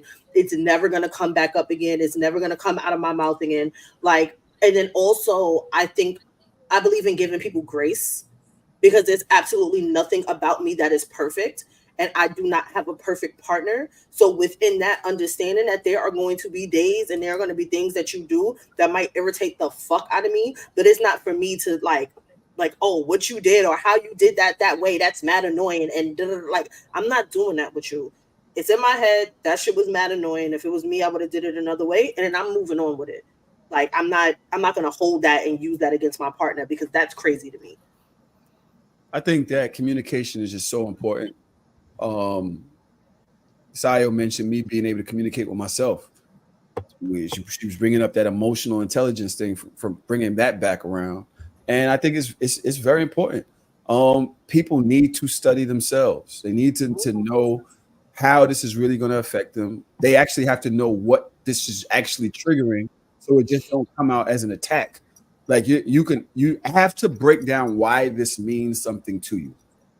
Once you're able to address why it means something to you, to yourself, the communication with your partner is that much better. It's that much easier, because it's not just the thing in front isn't really the thing. It's like, yo, this is what that communicates to me. This is how this makes me feel. And now you're able to have a way better conversation with your person versus, yo, I hate when you do that, or whatever, So yeah, I do think it's lying to yourself. I do think it's lying. But what'd you say? No, I said it's a lie. I agree with you. Yeah, I do think it's lying, but you're also somewhat lying to yourself if it's something that you think is going to be a problem and you don't communicate it. You don't address the shit. Like, nigga, you're not just letting it go. You're letting it pile up. That's the difference. Yeah. Annie says, and Annie was the one that I thought was jumping in, but she was just clicking the link. The people in the Discord can actually join our conversation today, but I guess they're like, yo, you know what? Y'all are doing such a great job. We're not going to jump in. But it says, it doesn't create resentment within me. It creates resentment within the relationship, because you know I'm lying about how I feel, which is why you asked in the first place. The fuck? If somebody asks and you feel away, then that is lying 100%. Even if I have to say really quick, I'm in a mood. Something you did bother me, but I don't know if I really want to talk about it right now, or I don't know if I'm really that bothered, or if it's something that it's just my feeling. Give me a minute. Nigga, I'm pressing. And let me. And that's the problem. And that's the problem. No, don't press me when I ask for space. Yeah, I'm not letting you just make sure. I don't have partners that press me like that. No, what happened? What happened? Tell me. So you're just not going to say nothing? Yeah, until I'm in a place to say something, because like I will admit that I'm the person to do that. Like I did that shit. What day is today? Thursday? What day is today? Wednesday. Oh shit! This is the longest week ever. On Saturday, we went to Dorney Park with the kids and the family, and it was a whole thing. And my social battery gets low. I get overstimulated really, really fast. I have a time limit where I just have to stop doing things. It's all the kids. Everybody want to talk. Somebody wants something. Da da da. So I had already met my peak of emotional stimulation for the day, and I had an attitude. But when I have an attitude and I know that it's something that's more so self-induced because I'm overstimulated, it's not necessarily the people around me. It's a me thing. I like to disassociate because I don't feel like it's fair for me to like put that on somebody else. Like you didn't. Yeah, why you bringing the bad vibes? Yeah, like you didn't do anything to me. So I'm going to just like kind of pull to the back, disassociate a little bit until I can like recharge my social battery and then I'm back at it or whatever. And Drew came up to me and he was like, yo, what's wrong? And I'm just like, I don't want to talk right now. He's like, are you okay? I'm like, I'm fine. He's like, no, you're not. And I'm just like, I need a minute. I just need a minute. And by like 30 minutes later, he came back again and he was like, what's wrong? And I was like, you know what's wrong. It's the same thing that's always wrong. He was like, you overstimulated, huh? And I'm like, yo, I am fucking like inside of my head. Like I am screaming, like I am losing it. And what irritated me was I knew I was getting overstimulated. And I was like, yo, come save me. Come tag your it. Come on these rides with this baby. And he was just like, no, LOL. And I'm like, why the fuck would you say no? Like, you know me. Like, why would you say no? So, and then he explained to me afterwards, like, it was no because I was doing something else. And I'm just like, I wish you would have said that because then maybe I would not have gotten to that point of being so upset. Like, I know I reached my max and I said help and you said no. And now I'm losing it on the inside. So it's like, I didn't effectively communicate in that moment because I needed a minute because he could have came to me and be like, what's wrong? And I could have just spazzed like, I needed it. Like, I'm never doing that. If I feel like that, I'm gonna be like, no, I need a minute. No, give me a second. Yo, we can talk about it, but just not right now. Like I can't do it right now. I'm never trying to talk to my nigga crazy. I do want to say again, Drew, you're an amazing guy. The patience, the way he deals with you. I've seen it, and I aspire to be that way. I kind of hate. I was talking on the timeline yesterday, and I said something. So chick was like, "Well, if you gonna go cheat on me, then I'm just gonna leave you and go cheat on your dad, and then we could both cheat with your dad and marry him." And I was like, "My dad left me, so I ain't worried about him staying with you. Go have fun." And she was like, "That's the problem." She's like, "And that's your problem right there." And I was like, "You know what? You actually right. You might be onto something." Yeah, in fact, that is a thing, right? Sorry. And so now that's going to lead in. I was going to go into the Trump thing. This is going to be a short convo. Trump, please hold on. I know you got shit to do. You're a very important part of this Trump Kamala conversation. But that is going to lead into our next clip, which is, God damn it, Ty, you're supposed to be ready for this shit. Yeah, you telling Trump to hold on, but you're not ready.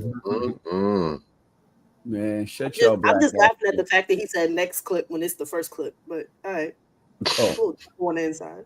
What? I'm sorry. I'm not dating a man that does not come from a two-parent household. I don't care what race you are. You came from a two-parent household? No, but I'm gonna explain to you why. There's a big difference with the man who was raised with his mother and father versus a man who was just raised with his mother. And I had the pleasure of marrying a guy who was raised by his mom, and I dated seriously a guy who was raised by both parents. It's a big difference. And coming from a household where I was raised by my mom, as a grown woman, I'm telling you, it's a difference. I do agree that there is a difference, but I can't necessarily say that I'm only going to deal with men who came from a two-parent household because I didn't come from a two-parent household. So I can't put judgment on another person and say that's what you have to have. But have you worked and do you acknowledge that because you didn't have that you do have some deficiencies? Yeah, I know as a woman I have some deficiencies, and it took me a while to know that. Mm-hmm. But I realized that I do have some deficiencies. And of course, like he stated, it's a constant work in progress. Right. I have to check myself when dating a man and he says a certain thing and he's like, I don't like that you did that. I have to then check myself and say, you know what? I'm sorry. Me personally, I was listening to this yesterday and then I heard it on the Breakfast Club and a bunch of back and forth went on about what Charlamagne was like, how the fuck you going to say that when you didn't come from a 2-parent household? Right. And I'm pretty sure that a lot of people in here agree. But just because my pushback on that is just because I experienced that doesn't mean it's something that I have to want. I don't understand why that's a thing. If I can say that, yo, I experienced some bad shit before, that's not something that I want to experience again, or that's not something that I want to, keep going on further cycle. Why can't I make that choice? So do y'all understand a person that does not want to date a person that didn't come from a 2-parent household? And then can they even want that if they didn't themselves? So immediately the first word that came to my mind while she was talking was claffy, which is Jamaican for clown.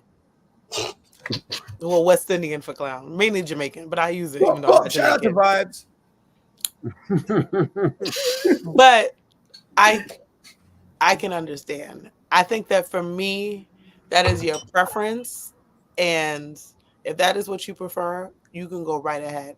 However, I truly think that women or people, not even women, people need to figure out what they truly want from a person and not just put these kind of silly labels on it. Like, there's something that you want from a person from a 2-parent household. Is it the family orientation?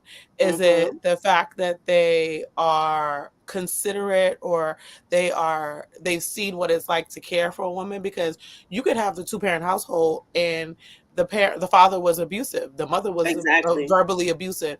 I don't think that. I think you need to define specifically what you were looking for and say, I usually see that in someone who comes from a loving 2-person household.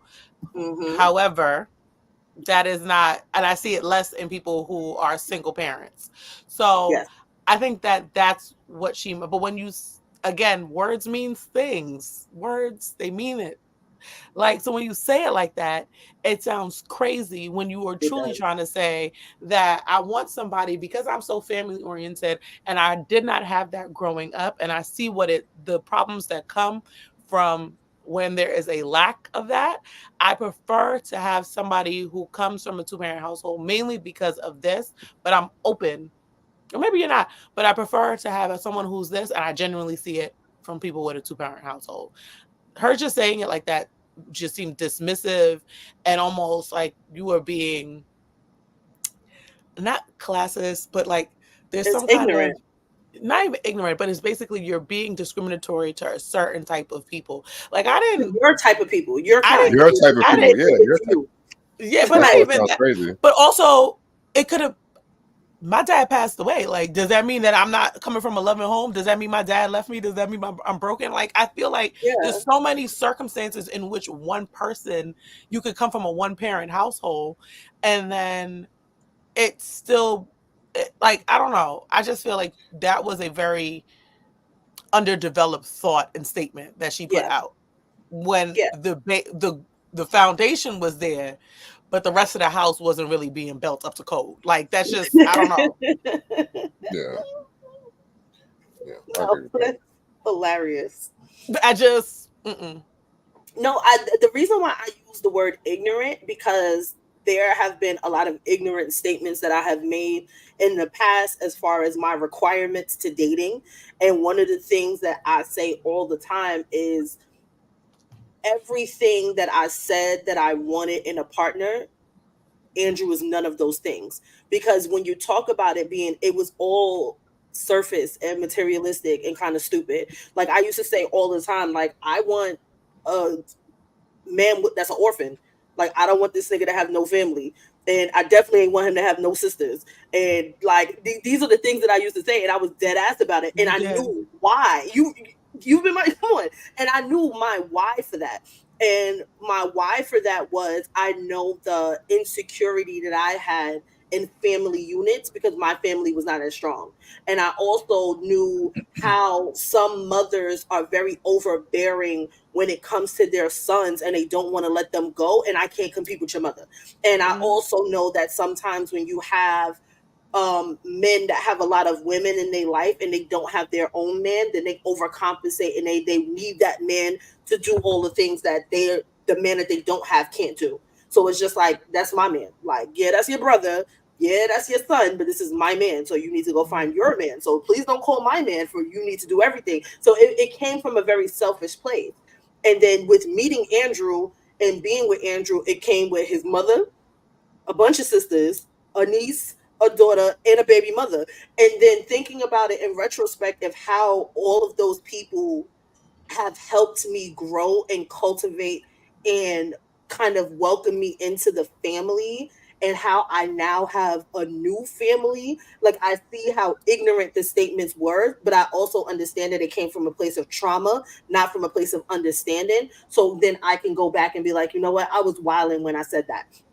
I was thinking about it only in the negative, but I never thought about all of the positive things that can come out of, being with somebody that has such a loving and welcoming support system, having somebody else that's there for me, not only for me, but also for Parker, having Parker have a sister and a girl cousin that she can grow up with as if they were sisters, and a grandmother because she doesn't have a grandmother on my side of the family. And, even with his baby mother loves Parker down. Like, she's like, hey, Parker, like, watches her, take her to the park and stuff like that. And I'm just like, this is a community, and I was afraid of community, so I can name that now. And that's why I said that her thought process was ignorant, or, as you said, Sayo, underdeveloped. Yeah, I'm about to say I don't feel like it's ignorant because, honestly, you found your person, and you are blessed to find your person. That whole situation could have gone left too. Truly, that whole situation could have gone left. So I don't think it's ignorant. I think this is just what your experience would be, and it's been underdeveloped. But I got mixed feelings about this. So initially, I felt the same as y'all. Like, damn, this person sounds like a clown. Damn, I didn't say she was a clown. I mean, sounds like a clown. I said she was a clown. I said she sounds like a clown, but I said it in patois. That makes it different. I think when you say it out loud, it's a problem. So, and let me explain, right? I think I can respect her preference, if that's what you want to call it. But when you say it out loud, it just sounds bugged out. Because, like, I mean, somebody in the comments said it, you could come from a 2-family household and be a piece of shit. Or you could come from a single parent. You could come from a foster home with no parents and overcome all of those deficiencies and be a fantastic person, well-rounded, and you went through this journey of personal development that somebody else maybe didn't. So it's a very strange generalization to make, to be like, yeah, this is where I'm gonna draw the line on my dating. However, the only reason why I say I got mixed feelings because I'm thinking about it and I'm like, she's doing this based off of her personal life experiences. And when somebody speaks on their own life experiences, it's hard to really judge them. And I'll give y'all a bad analogy. I love bad analogies. When I park my truck, I used to park my truck on Marcy Ave around the corner from me. Like 5 times my shit got broken into on that block. It didn't get broken into on any other block. Guess what? I'm never parking my shit there ever again. Ever. I drew the line. I drew the line. I will drive around for a half hour looking for a parking spot because of my personal experiences with parking on that block. So I get it. If you've gone through, and the common denominator in your relationship was the people that you dated that were raised by a single mom, it didn't work out for you, versus when you had a 2-parent household that, the person you dated had growing up then, and it was all peachy and keen and everything was great. They were well-rounded person. If that's your experience, I mean, listen, you can't be mad at that. You can't really be mad at it. I think my real issue with the whole conversation is the fact that she said she was married to a man that came from, oh my bad, I forgot I did that. That she was married to a man that came from a single parent household, and then she dated a man that came from a 2-parent household, and it was amazing. Is that your husband? Are y'all still together?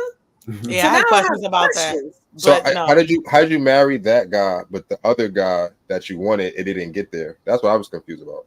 Yeah. Because maybe no, I have follow up. I'm not gonna be mean today. That's peace.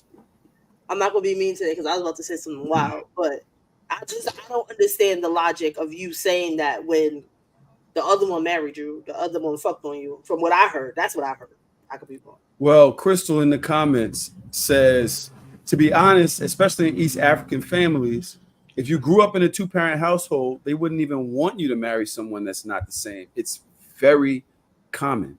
Oh yeah. 100%. Yeah, and I think that there is something to that. I think that everything that y'all said is very valid, but there is a stigma placed on people that were raised in a 2-parent home, generally, versus the stigma of one that was raised especially by their mother. There's a whole nother stigma placed on people that were raised solely by their father. These are not things that we have not heard about and that we have not seen when we say things like mommy issues, daddy issues, or whatever it may be. Why is it that we cannot understand if somebody says, yo, you know what? These are things that would be in you deep and would come out later. And I don't want to have to experience that once I'm like fully into you and have to find out later that you have these issues. Although I can say that, yo, 2 bad parents ain't better than 1 good one. It's like 100%. You know, so there, you know, that stigma is a thing and generally is another thing, but these things exist for a reason. The general thing with 2-parent households, we all look at like, yo, you have your mother and your dad. If it's a good situation, you would kind of be prepared more for life, prepared more for positive relationships because you've experienced that, versus you have a man only being with his mom, or a woman only having being with their mom, her not having a male suitor or men around to help. There's a stigma placed on that for a reason. Are we just going to ignore that just because you know, we want to be contrarians to a person expressing that? I want the better side of that versus what the stigma is or the general conception is of somebody being raised with 1 parent, specifically the mother. Yes, no, maybe so. I mean, I just don't buy that it's the better side. I feel like it's too much. It's a lot. It's like, me personally, I don't like the statement because there's too much nuance in it. And also I feel like having 2 parents is a privilege. So for people who don't have any parents or whatever type of parent that you have, you can't make an assessment about somebody based off of just what they were kind of given or what they were kind of born into. So I feel like to say I'm only going to date somebody from a 2-parent household, well, what about the people who don't have parents?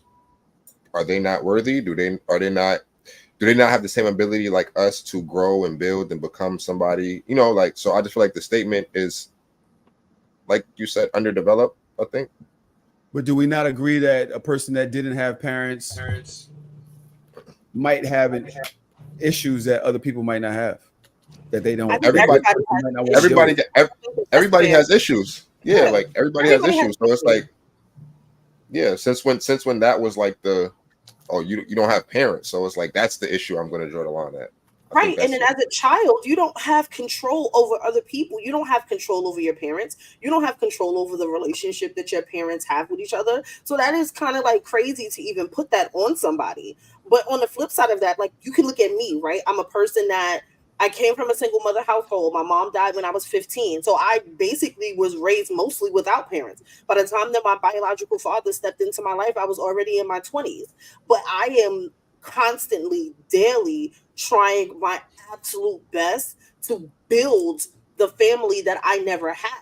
to do the things that I never experienced so that my kid could have a different experience. So you can't say just because you come from a single parent household that makes you more family oriented or than somebody that didn't. Or you can have somebody like my fiance that came from a single mother household that spent most of his life with his mom. His dad lived in a whole nother state and had other children after him, and he has multiple siblings that are all over the fucking world, literally, like from Papa was a Rolling Stone type shit. But the thing that we the morals and the values of family that we wanted to create, that's something that we aligned on, which is the reason why we are where we are. It's like, yo, we came from these environments, but this is not what we want. We want better, and we're going to strive and work every day to build that cohesive two-parent household. So there, it doesn't matter where you came from or what experiences you have. That doesn't necessarily say who you're going to be, because you can literally work harder to be the exact opposite of what you experienced growing up. Right. Yeah, but Daj, you're basically Tarzan. You was raised by gorillas, so it doesn't even matter. You was around niggas your whole life. So you're just a completely different beast. Like you're completely different, and you're like really fucking intelligent. But no, but that, I don't think that is much different than a lot of things, because I could look at my grandparents, married, had kids, lived in the same house, two-parent household. It's kind of shaky over there when you really look at how some of these niggas turned out. I'm just like, y'all sure y'all came from the same house? Like, Son, y'all sure y'all had the same parents as my mother? Because y'all niggas is moving wacky. Like, and we're talking about just having men that my uncles were born and raised in a two-family household, and neither one of them, if any woman ever decided to marry one of my uncles, I would be like, are you okay? Do you need a mental health eval? Like, do you know this nigga? Because this nigga is not somebody that you should want to marry. Like, these niggas are not okay. Like, that's not the deciding factor. This fucking ice cream truck, bro, has been like parked outside. I'm about to shoot at these niggas, bro. It's not as bad as you think, Tahoe. It does not sound as bad. It's not even as loud as you think it is. Wow, It's a nice little jingle in the back. Yeah, we do. So look, I do have a guest from the Discord that wants to throw some input. Before I bring her up, Annie says boys, men are coddled in a way by their mothers that I've never seen before. 100%. My sister is raising my nephew completely opposite of how we were raised, and I pity the woman he finds. I'm going to bring Jasmine up. Jasmine has something to say. Jasmine, what's up? Okay. Absolutely nothing. Sorry about that. Hey, y'all. What's up? Hey, Jasmine. Hey, what's y'all. up, Jazz? Jazz, what do you have I to add literally to this just joined convo? 5 seconds ago, so you want me to comment on this? Oh, I thought that's why you were here. If not, it's fine. I'll remove you. You can go listen on YouTube. All right, sounds good. All right. Hi, Jasmine. I will say, though, it's hard, but black people don't read instructions. It's fine. I can't. I will say I am the oldest of my mom's kids. It's me and 2 boys. My brothers are 14 and 16 years younger than me. The life that my brothers live is a completely different life that I live. Like, even when they tell my brothers stories, they literally be in shock and be like, why did you go through that, Siobhan? And I'm like, because I'm a girl. I'm the firstborn and I'm a girl. And it's a complete, my brothers had phones when they were 9. And I bought my own phone. I actually paid me and my mother's phone bill when I was 16 and working. My brothers didn't, one of my brothers has not even worked yet. And I'm 23. He's 23. I've been working since I was 14. Like, it's just, I feel like it's just not the same situation. And maybe it's not the case for everything, but my experience is usually when mothers coddle their sons a lot more and just treat them. And I'm not saying that they don't deserve it, but maybe the girls need it too. Like, I don't know. I don't think that we should be harder on them. I just feel like there maybe should be more grace or equality. Speaking about Speaking about grace, Dodge sent me the last video before Trump. There's one more. Yo, but you got to see Trump is trying to ease out the door. He trying to Homer Simpson out this joint. Nah, I'm laughing because speaking about Greece is a wild segue, but go ahead. Speaking about grace. He said grace. Oh, I thought you said Greece. Oh, speaking about grace. I was like, what nigga? Who's talking about Greece? That's just speaking about a 2-parent household. Dodge sent me this video, which is very disturbing to say the least. This is a 2-parent household. I want to know what y'all think about this video. This is nuts. Now the caption reads, okay, why? What's wrong? Because I want to watch my phone. The caption reads, what would y'all do if this was your child talking back and spitting on you because you took her phone that you paid for? Let's watch the video. But I don't want to go. No, Scully, you have school tomorrow. Okay? Gotta give me the phone. What is she doing? No! She's being very rebellious. Where are you getting attitude from, Scarlett? Shut up! Who are you talking to? Hey. Who's this kid? This kid's really testing my faith tonight. Scarlett, who are you talking to? You. Who are you talking to? Huh? Reading to who are you talking to? Did you just say shut up? Did you just say shut up to me just now? I'm talking to you. Did she just spit on me just now? Yes. Are you out of your freaking mind? Do that, kid. You do that. I'm gonna hurt her. What are you doing? Grab up. Grab baby. I'm gonna do what Get up. I got it. I got it. She's spitting my face, not yours. You should not be dealing with a kid on the anger. She just spitting my face, You need to calm down. The last spit just now really drove it home, but yo, go book me a bed in the precinct, please. Listen, I will say, I don't know. I will say, I do. What the mother said at the end is important. Bullshit. No. What she said, do not hit her off of the angry pretense. I agree. Mm-mm. I also have a thing personally. I have a thing where and I know this is not the best. I'm gonna see the lady about it. We're gonna talk to the lady, but I don't think that when it comes to disciplining, I don't think that fathers should hit their daughters. I feel like it sets up a pretense for being okay with men hitting you, but that's just also, again, my thing. I'm not the biggest fan of it. However, I do agree that you should not hit your child out of extreme anger, because that is extreme anger that he was in. Like, he was trying to push his girl away, and that is borderlining, depending on how that can come off, that could be borderlining on abuse.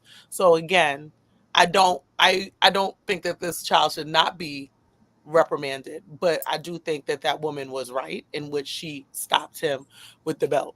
Reprimanded. Here's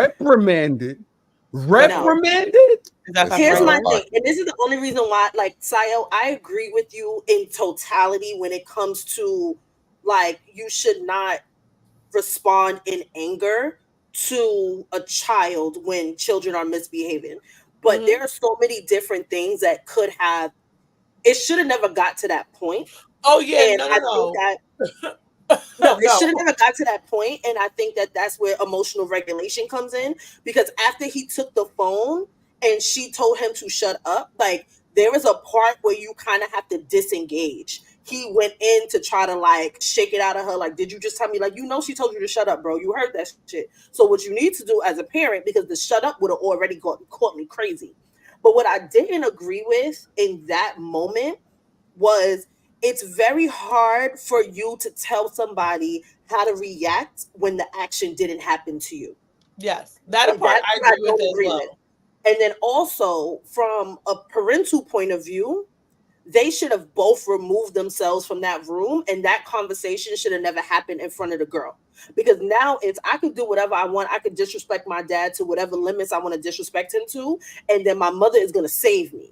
No, so that's also when you have to understand that people have different parenting skills, parenting styles, and you have to mesh those. There have been situations where my kid has done something crazy and I'm full force ready to wild out. And sometimes I got to wild out. Sometimes he gotta wild out. Sometimes we gotta balance it because it's just like you can't. If something didn't happen to you, you can't tell me how to react. This little girl called me stupid. This little girl is yelling at me. She's not yelling at you. She's not talking to you like this. And then she spat on me. Yeah. That's when soft parenting goes out the window and everybody should have disengaged. But she also needed her ass whooped. I'm also gonna disclaim this. I'm not a parent. Yeah, only child I had it was on my lap, that little dog. So I understand that. I've also come from a West Indian family where I was hit as part of my disciplinary action. So I'm not saying she doesn't deserve to get. No, let me not say deserve. Actually, I'm not saying that deserve. I knew she deserves to get. I knew Tahoe was gonna come over here with this fucking echo. Deserve. Pissing me off. I think that you do things. You raise your kids how you want, and discipline comes in many different forms. However, I do know that a lot of us were probably in spaces, we're in spaces where we were on borderline abuse, or we may have been on the teetering on abuse. And I think that a lot of times those cause problems that we are not even associated with. So yes, I'm looking from a space outside, unspat on, not a mother to anybody. And you made valid points. I think that we all just can't say what I would have lost it. I would have lost it. I would have body slammed the fuck out of her. I feel like what do you think? What's up? What do you think, Tron? How would you respond in this situation? Is that little girl old as fuck? Is the mother wrong? Is the father wrong? I mean, shit. Like, what do you do here? Man, I think Dodge made good points. The mom it's tough, man. The mom is kind of wrong because, like Dodge said, it didn't happen to you. And then you're setting a precedent that you could wild out and mom's going to save you. I think the other thing, I mean, just going off of optics, I don't think that that's the biological father. Yeah, that's the biological father. Why do you assume that? Because the little girl look more Spanish than black? You racist. I mean, that's why I said just based off of optics, like it's a dark-skinned man, very like it could happen, but it don't look like that. So and that might be a factor, but it shouldn't be that much of a factor. Like you shouldn't be spitting on anybody, let alone an adult, let alone a father or father figure. Like that's just wild. I can't even comprehend this. I can't. Like I've got whooped for way less than that. You know what I mean? And me and my brother was wild for way less than that. So I can't even imagine. I have 2 daughters. Thankfully, they would never think to do anything that disrespectful to anybody, let alone an adult, let alone their parents. I can't even fathom what I would do. I have a temper that very rarely gets tapped into, but I can't even imagine what I would do in that situation. So let me ask y'all a question. Are we believing is corporal punishment on the table for this? Because a lot of people say that corporal punishment shouldn't even be an option. You should not be spanking kids. You should not. He went to go. The reason I said that's her dad, Tron, is because he went to get the belt. That doesn't mean that that's her dad. I cannot see. And yesterday you will be next on this. Is that capital punishment? Corporal? I thought it was corporal. He put capital. I can't see me being with a kid even for 2-3 years that's not mine and thinking I'm gonna go get a belt. Like but that's me. I don't know. Maybe I'm just that soft. I don't know. I just can't. I will say I had a stepfather, and my stepfather very readily, he actually reprimanded me physically more than the rest of my family. But how long was y'all together? How long was he there? My stepdad married my mom when I was 6 or 7. And at what point was he started? Before they were even married. Oh, yeah. So again, I'm West Indian, so for us, that's like like our teachers were able to hit us. So I'm West Indian, so like it's not so far fetched. Like, so that's what I'm saying. I don't know. It's different. However, I also will say this whole scene appalls me. And even though I'm like, don't hit your kids because it's borderline on abuse, I legitimately do not know what the fuck to do in that situation. Like, I don't even know what the fuck would be the answer to do in that situation, because that's some of the shit that we see on TV. Like, that's one of the clips with the little white boy who be cursing his mother and slaps her. Like, that's I hate you, Mom. You're fucking stupid. Yes, exactly. That's what that was given. I actually might be worse because of the spit. Like, slap me before you spit on me. But I don't know. I'm sorry.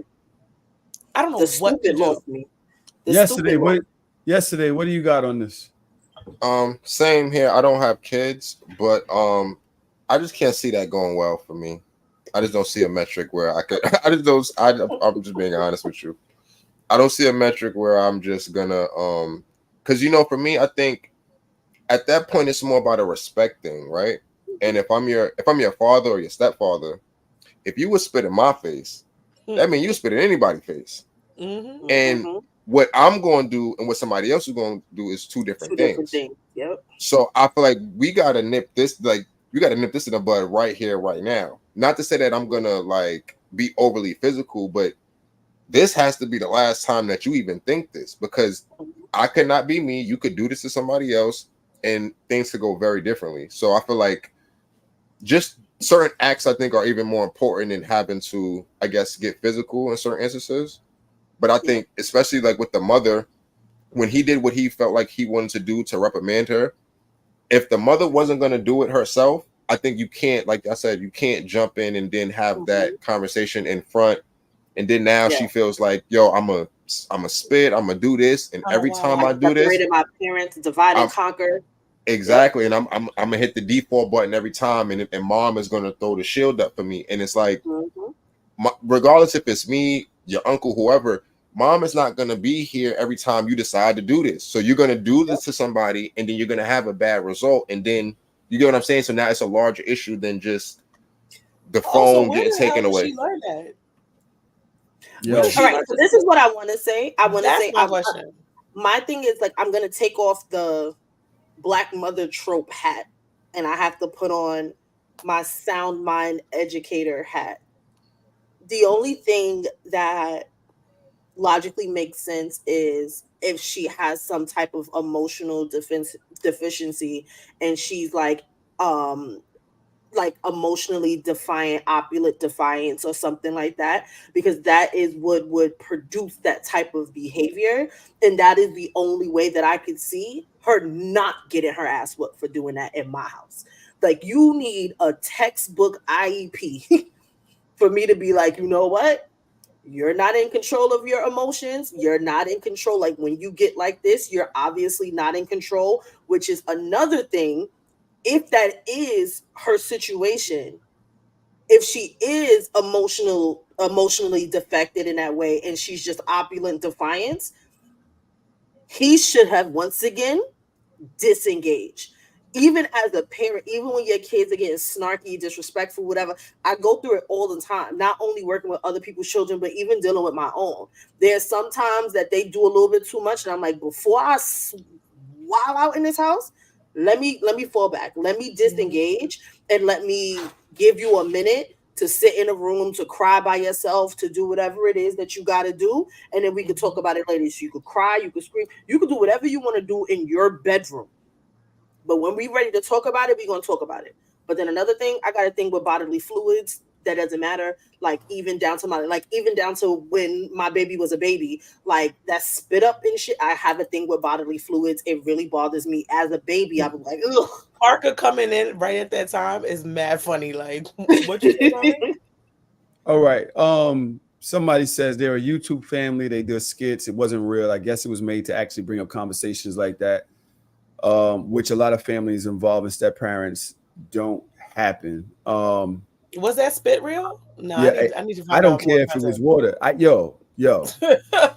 It's too one much thing I want to content. agree with y'all. Yeah. One thing I want to agree with y'all is there's two ways to look at this. I think she was right in stopping him from hitting her. So, like, he's mad.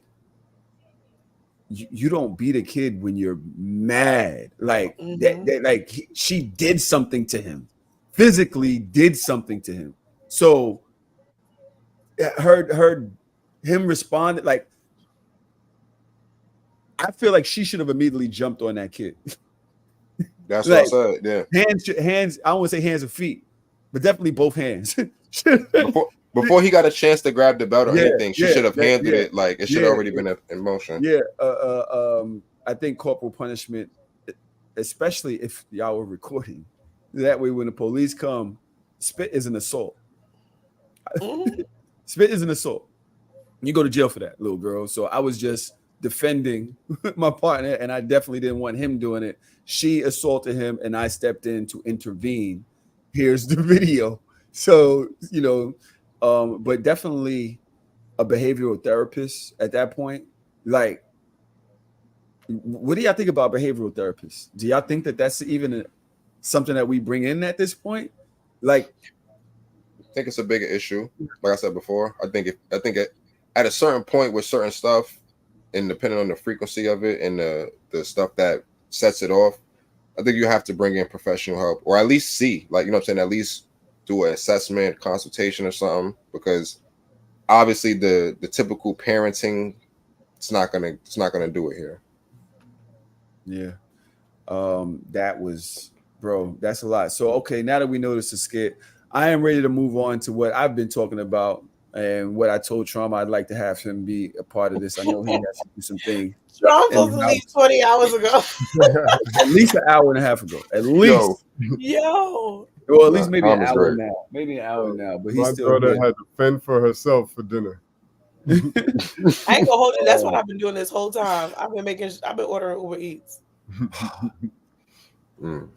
Donald Trump and Kamala Harris. It has been so much going on, bro. So much going on. As y'all know, Joe Biden dropped out of the presidential race, is going to finish his term, has basically tapped Kamala, endorsed Kamala. Kamala, sorry. Yeah, I've been saying it right the whole time, but it just reads Kamala to me. I don't know why. I don't be saying it right either. Yeah, but for me, I'm disappointed in Black America in some ways, but I am very, very amazed at how she hit the ground running. Mm-hmm. It has been a week and a half since this endorsement, and bro, I've seen so much action from her, knowing that she only has 100 days to the election.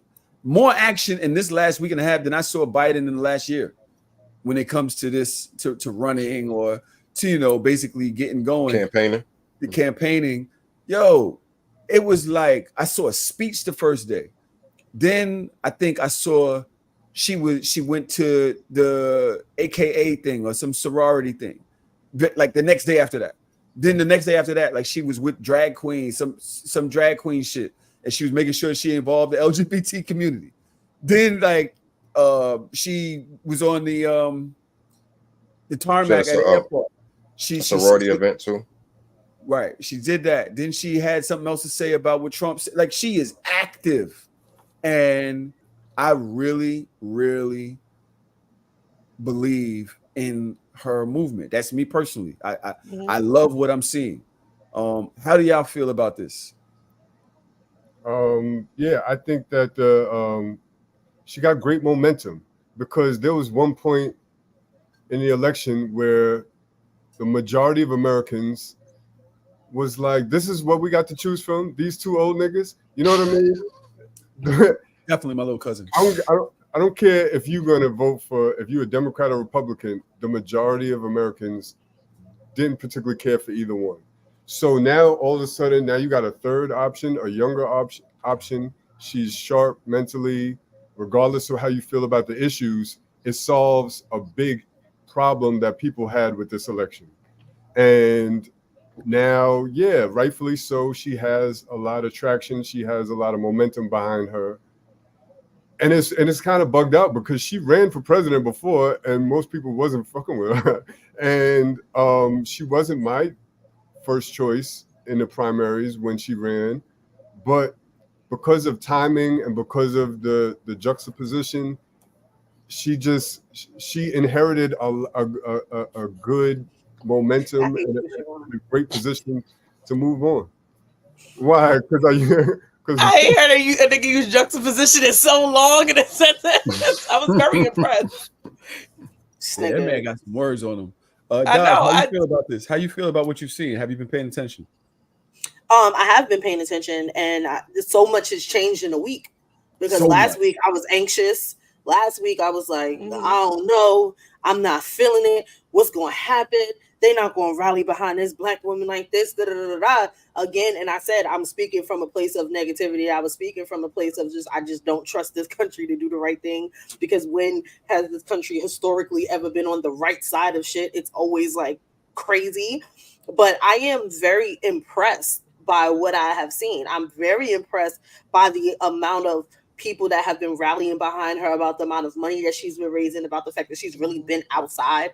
And she's getting a lot of support from a lot of people that I wouldn't even have thought about. Like, she even had a political pundit today speak. Well, she wasn't speaking on her, but a political pundit today spoke negatively against Donald Trump on Fox News. And I'm just like, holy shit, like, this is changing the landscape. Like, there was like a Republican, either senator or governor somewhere, one of them red states in the south of the Mason-Dixon, that was just like, listen, I am endorsing Kamala Harris because this party has gone to shit. And I'm just like, you got Republicans on your side?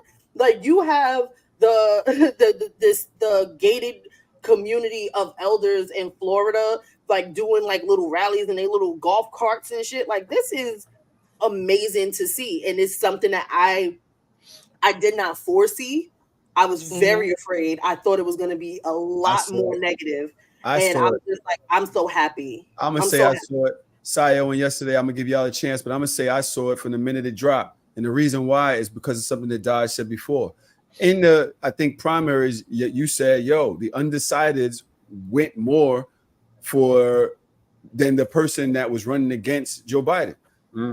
There were so many people that just didn't like Joe Biden. There were so many people that were thinking about the direction of the country and just was not fucking with Joe Biden. And Trump just had more momentum. They were saying that Trump had more cultural impact. He was more in touch. That has been wiped now when you have Kamala, because she seems to be more in touch and just more. I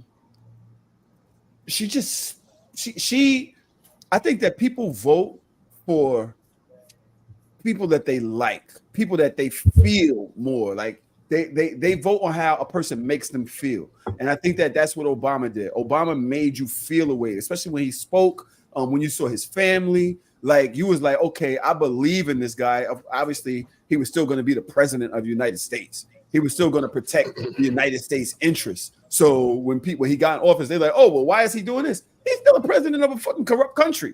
Like, he still got to do that. You know what I'm saying? But overall, I just believe in how Kamala is making the country feel right now. And I think she's turning over a lot of the undecided. She's pulling a lot of the people that said, okay, I fuck with Trump because he just makes more sense than Biden. He just comes off better than Biden. And also somebody that said, oh, well,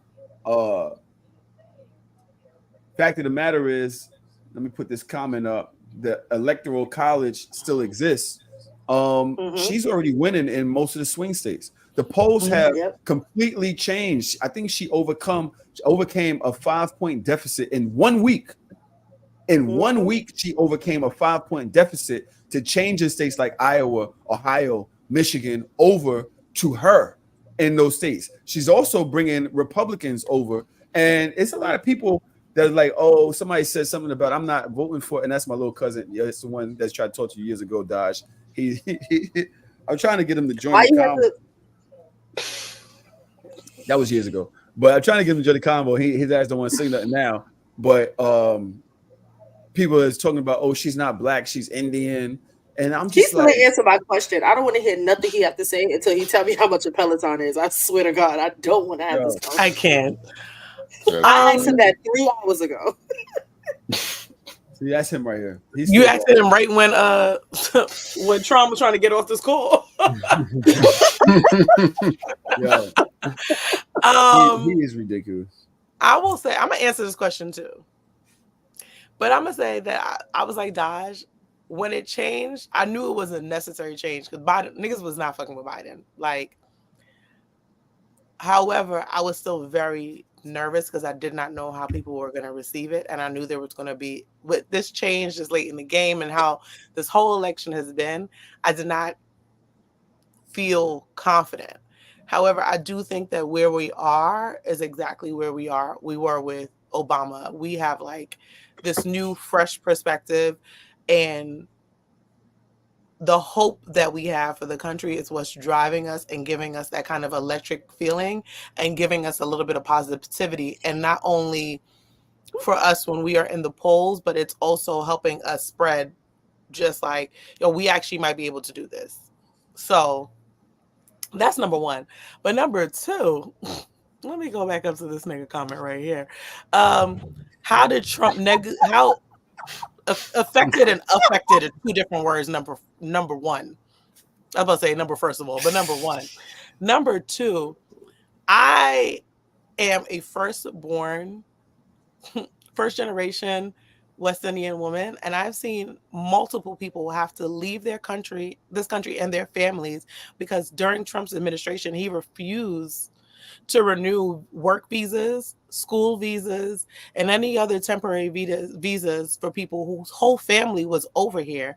And they literally had to leave with nothing but themselves and leave their whole family and everything they've known because their visa expired and Trump put a ban on renewing it, especially for those in Nigeria, Ghana, and Liberia. So the whole continent, but especially in West African continents. And it was not as heavily affected in the West Indian islands, especially mine, because I'm Antiguan, and we're actually a really easy country to get to America through if you want to get your visa. But smaller countries or not so easy accessible countries, goddamn, like Guyana and all of that, I've seen people's families literally ripped apart in front of my face. Coworkers, friends, cousins. Students. So to say that, I guess it's just depending on what your priorities are as a person. And for me as an immigrant and being someone who is very tied to my culture and also immigration laws and residency is a big thing for me, it was extremely affected negatively. I also think that we talk about the direction of the country. Dodge is over here weak. He's in the comments. I don't know. That might not be my cousin. I thought it was, but that is not your cousin. Your cousin do not live in Oakville Basin. Yeah. We talk about the Supreme Court. We're talking about 2 more justices come up to join the Supreme Court. We're talking about the Roe versus Wade and the impact of Roe versus Wade and how it has trickled down through marginalized communities. I said this before, as an almost 50-year-old Black man that is very close to retirement, really ain't much that I'm particularly worried about, but I do worry about my daughter. I do worry about my friends. Most of my friends are women. I do worry about, and also younger women that still have their whole lives in front of them, women that will be impacted by this. The community that I represent, as far as hard or soft, and just my gay friends. I think about the impact of what this country and where Trump would take it. I have a clip here. I have a few. Okay, Frank, can you please take this off the screen? Please. I am trying to hold it down because it's like you are being so serious. Get out and vote just this time. You won't have to do it anymore. 4 more years. You know what? It'll be fixed. It'll be fine. You won't have to vote anymore, my beautiful Christians. I love you, Christians. I'm a Christian. I love you. Get out. You got to get out and vote. In 4 years, you don't have to vote again. We'll have it fixed so good you're not going to have to vote. Like, again, Christian. Treason. Yeah. What are we talking about here? What? Yeah, that's why. Like for me personally, I don't even know what the conversation is about. I don't know what people like. I'm, I feel like understand. Yeah, like I don't know what the convo is about. I don't know where we got lost or what information that other people got that I didn't get. But I seen him the last time it was time for him to leave. I seen what happened, and I seen what he did. I seen what he said. I seen how he acted. So I'm cool. Like I like the America where we get the vote. You know what I'm saying? Even though we might not get everything we want, or we might not get the policies that we want or certain things. I like the America that I know.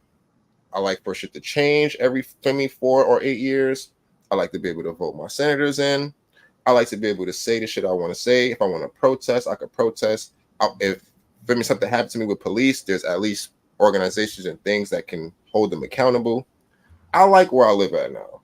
And he's obviously showing us like he's trying to take us into another place. So for me, it's not really that hard. It's not really that much like to it. Like he's already told you loud and clear what he's trying to do, what he's willing to do, and what he will do if we allow him to do it. So it's just real simple. It's easy. Go ahead, Dash. Like those of the members of the Discord that are in here right now, or anybody that's been listening to the show for so many or all of these years that we have been on, the one thing you know about me, I love a docuseries. I love a political doc, and watching Republican centered documentaries are like one of my favorite. And the thing that bothers me the most about the mind state of a Trump supporter is the fact that you guys, or these people, they talk so much about the Constitution, this country, America is a democracy on paper. We have to air quote it. America is a democracy. How can you follow or even want somebody that is literally giving off dictatorship, that is literally saying after 4 more years you're not gonna have to vote anymore? Like, why is that something that is even okay? I already knew that these people were off their wagon when they were waving Confederate flags in the fucking Capitol building. Like the the sheer like disrespect of somebody even doing something like that lets me know so much about your character and what you know or what you don't know about this country that you're so serious about. You get upset when people quote unquote disrespect the national anthem, but you're not upset that somebody is walking through the Capitol building with the Confederate flag in their hands. The losing army, the losers. And this man that will really go up and you're giving him a roaring round of applause after he's basically telling you to your face that he's about to take away rights of American citizens. What are we even talking about? Anybody that is a Trump supporter to me at this point, you obviously, there's something wrong. Like there's nothing in your brain that's giving that you're an American to me, because you don't even understand the ideas and values that this country, and I'm putting it in air quotes because we still black in this country, so I'm not taking away from that, but you don't even care about the values that your founding fathers set. You're bugging. You lost me. Yeah, I agree with that. I think there's a difference between people that will vote for Trump and people that are Trump supporters and that are MAGA. So, Daj, I agree with you. Like people that are like MAGA and Trump supporters, there's typically something, there's some type of disconnect in their brain functions. But if there are some intelligent people that vote for him, and I'll say for those folks, it's just a matter of priorities. Some people, they want the corporate tax breaks at any cost. Like you don't give a fuck about Muslim bans, LGBTQ rights. You don't give a fuck about all of that as much as you care about saving whatever you're saving in tax credits. That's just some people's reality. And if that's how you're going to vote, then, knock yourself out. I think that it's not a real, I think it's a selfish way to vote. But you can vote however you want. But I just wanted to say that there's a difference between people that vote Republican or may vote for Trump versus like MAGA supporters that are like 100% part of the cult. I agree. I agree. Actually, that's a really great point, Trom. That's a really great point. I know a lot of people that's just worried about their bread. And the people that say, hey, well, I made so much money or more money when Trump was in office, but they don't realize that he did things that affected you now positively, but affected you later negatively. You don't realize that your taxes went up 2 years in, I think, 2023, and then again are slated to go up again in 2025 as a middle class person. I don't think that you realize that there were a lot of deferments that happened based off of what he was trying to do now, so that you see it now, but you don't realize how it's going to affect you negatively later. Now, I don't think that this conversation with Trump is really going to change anybody's mind that is really adamant about being a Trump supporter. You don't give a fuck that he's a dickhead. You don't give a fuck about how he's affected women. You don't give a fuck about none of that shit. You are worried about. You don't give a fuck about the lies. Nah, This nigga just open his mouth and lie. They don't care. You know, so it goes into me more about speaking about Kamala and the way, for me, the Black community has reacted to her. I have a clip here from the one and only Amanda Seals. No. Where she is actually voicing a lot of her concerns about clips of Kamala Harris stating things. I don't need politicians to state things. I need politicians to do things. When I met with Kamala Harris after she summoned me, I said to her straight up, you talk out two sides of your neck and we don't know what you're talking about. I wouldn't be surprised if it's Kamala Harris who's trying to shut me the fuck up. Because I told her straight up that I feel like she is disingenuous in her messaging. And she said to me, well, you're being too critical. And I said, I am a voter. I'm supposed to be critical. That's my job. And I want to see actions. She said, well, how am I supposed to talk about racism in America without calling Americans racist? I said, well, first of all, there are many racist Americans, but there's also policy, legislation, institution, and systems that are racist that need to be addressed. They need to be addressed. And if you're not going to do that in an actualized way and in a loud, bold way, people will never really know where you're coming from. Well, you can't tell me how I feel. So I'm not telling you how you feel. I'm telling you how you sound. I'm telling you how you sound. Okay?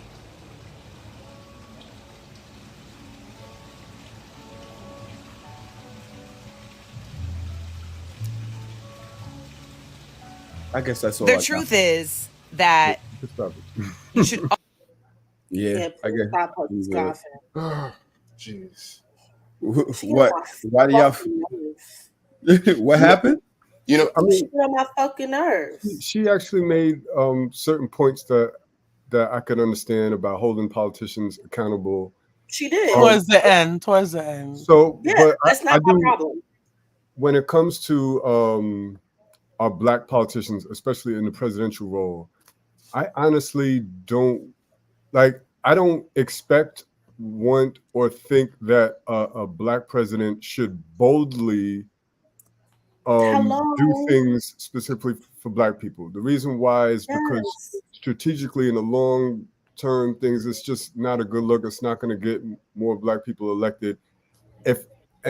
Honestly, that's why in the primaries, I would vote for Bernie Sanders or Elizabeth Warren, because I think they're going to do more progressive things for Black folks than most of the Black candidates, just because they're in a position to do so being white. And they have progressive ideals. And Elizabeth Warren is for reparations. A Black person in office pushing for reparations, it just looks a little crazy. You have to be a little strategic And it not to say it looks crazy, but it's just not going to be as accepted. And politics is It looks like nepotism. It's a game, and it's about strategy, and it's not about yourself. It's about the next person coming after you.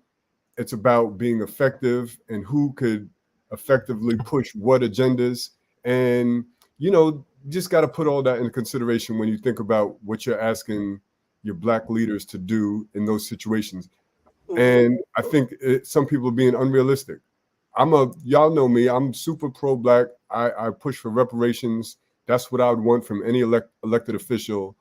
But I think, again, a Bernie Sanders or Elizabeth Warren, I think would be more likely to get things done when it pertains to progressive things for Black people. That's why I would vote for them. Well, somebody on Twitter posted all of the bills Kamala Harris proposed as a senator that relate to race and diversity. One of them being a Bias and Anti-Racism Training Act of 2020, the Racial and Ethnic Disparity Task Force Act of 2020, Fair and Accurate Census Act, Black Maternal Health,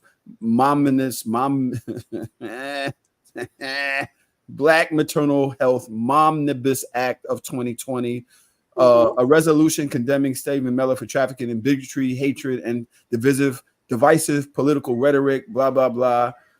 Ending Homelessness Act, Family Friendly Schools Act, a resolution recognizes the importance of the Civil Rights Act of 1866 and the laws derived from the Civil Rights Act of 1866, and it goes on and on and on. But what a lot of people on the internet do is hear one thing from some unsubstantiated source and they repeat it.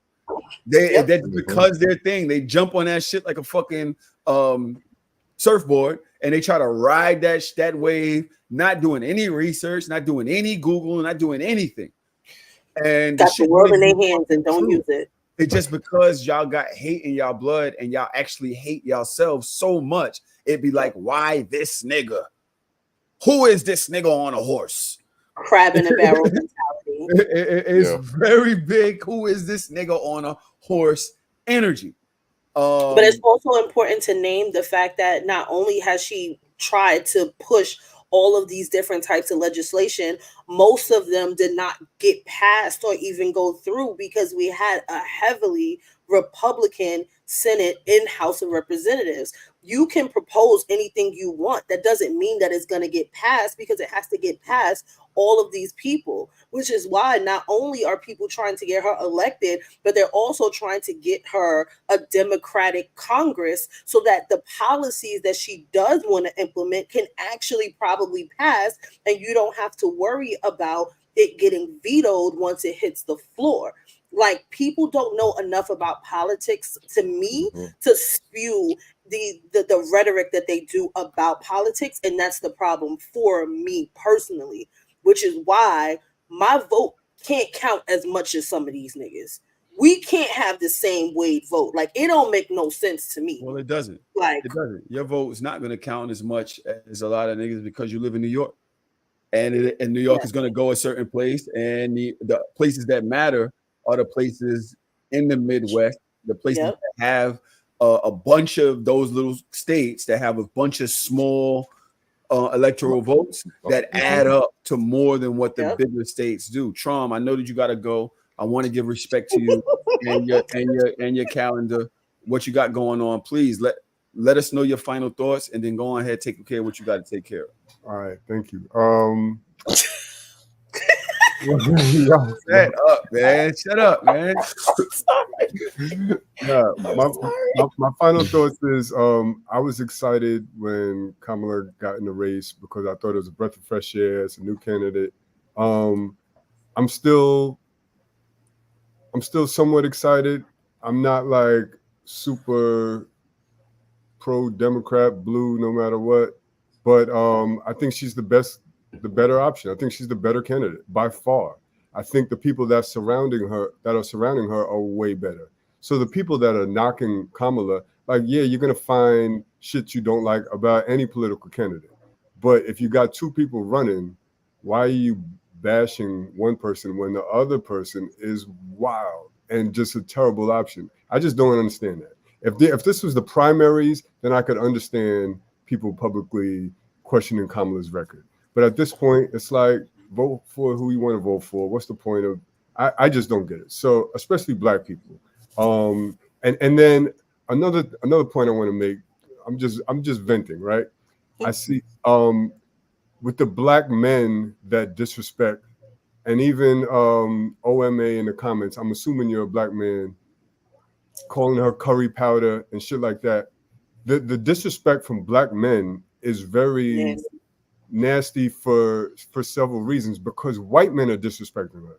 So if even if I didn't like Kamala, if I see a white man disrespecting her, I'm not going to jump on the bandwagon with him and continue to disrespect a Black woman. At some point, I'm gonna be like, yo, chill, we not doing that. I'm not disrespecting her in public. I'm not going to allow you to disrespect her in public. It's just a certain line that we should all draw in the sand when it comes to that as Black men, in my regard. And he said stop identity politics. So he said we're the problem. Regardless of who you're voting for, there's just certain things that I just don't stand for. And I'm Black first. I'm all for pro-Black initiatives first and foremost. And you know, the last thing I want to say is this whole shit is like WWF. It's wild to me. I clocked out. It's entertaining sometimes, but sometimes it's overwhelmingly stupid. The political structure is wild. Like you mentioned, Tahoe, the electoral shit is wild. Fucking Hulk Hogan and Amber Rose at the RNC is wild. Meg Thee Stallion at Kamala rally is wild. All of this shit is fucking WWF. And you was talking about me, and I'm the problem. I literally tried to stop it, but it was going to happen anyway. And you know, at some point, I stopped consuming all of it. I'm gonna vote for Kamala, but it's a little crazy. So a lot of it is just so much theatrics. What problem did you have with Meg being at her speech yesterday? This is a whole big thing on the internet today. Meg twerking at the thing. People Meg saying twerking at her speech. Yes. What is the problem that you had with that, Trump? Meg, to me, listen, there's a place in hip hop for all types of artists. There's a place in music for all types of artists. Meg is a one-trick pony. All her music is about twerking. All her visuals and videos are about twerking and shaking ass. I don't see. It is what it is. It's no disrespect to her. I like Meg Thee Stallion. I'm a DJ. I play her music in appropriate settings. And there's settings where I don't play her music because it's not appropriate. I don't think that her persona is appropriate at a political rally on this type of stage. That's just my opinion. I agree. Why so? I think there's a time and place for everything. And Meg Thee Stallion did not need to be at that rally. I'm not saying people were saying, and correct me if I was wrong, maybe there is a reason she was there specifically and I missed it because I've been under a rock. There was a message. Was the message shaking ass? We've all seen Meg Thee Stallion shake ass. She wasn't shaking ass. She was just doing the dance that goes to the song. But also, why did she need to be there? Because there's so many other artists. Why did anybody? I think who would you rather? And thinking about the message, I feel like the messaging was more like. I think that the message was because before she started, quote unquote, shaking ass, she literally said, "I know my ladies in the crowd love their body, and you want to love, and if you want to love your body, you know who to vote for." So I think it was a woman's empowerment. Love yourself. We're gonna keep your women's rights like men don't have, and that was also a part of Kamala's speech. Like, listen, politicians should not have a right to make decisions about women's bodies. Like, it correlated with each other, but the headline is Meg Thee Stallion is here and she's just shaking ass. And again, we have all seen Meg shake ass, That was the most conservative ass shaking I've seen from does not negate the fact that it was ass shaking. I think but I think that again, that the ass shaking that we're talking about here, because she wasn't twerking. We know what a twerk is. She wasn't twerking. There is a viral dance that goes with the song that is a part of the routine. That is the routine that she consistently does every time she does this song. And she did it like she normally does. And in my opinion, she dialed it back, but it was about the messaging. And also the one thing that we also have to understand, I think that we are definitely in our auntie and uncle phase of life. And we're very much like, that's not, there's a lot going on. But there is something that we all know that happens during election season. Everybody panders. Because you want to get people and attract people to you. They had strippers on stripper poles and putting those freaking ads out during the last election, like you need to go vote, and had the strippers on the poles in the commercial. Joe Biden did not do that. That's what I'm saying. What I'm saying is, who did that? Then whose election? What election was that when they had the strippers on the poles in the commercial? No, it was, but it was not Joe Biden's marketing. It was not Joe Biden's campaign. I think that was for the vaccine. No, it wasn't for the. I think it was for voting. It was promoted to go vote. My point is, I get it, Daj. Megan Thee Stallion is a woman's advocate. She is for women, body positivity, and things like that.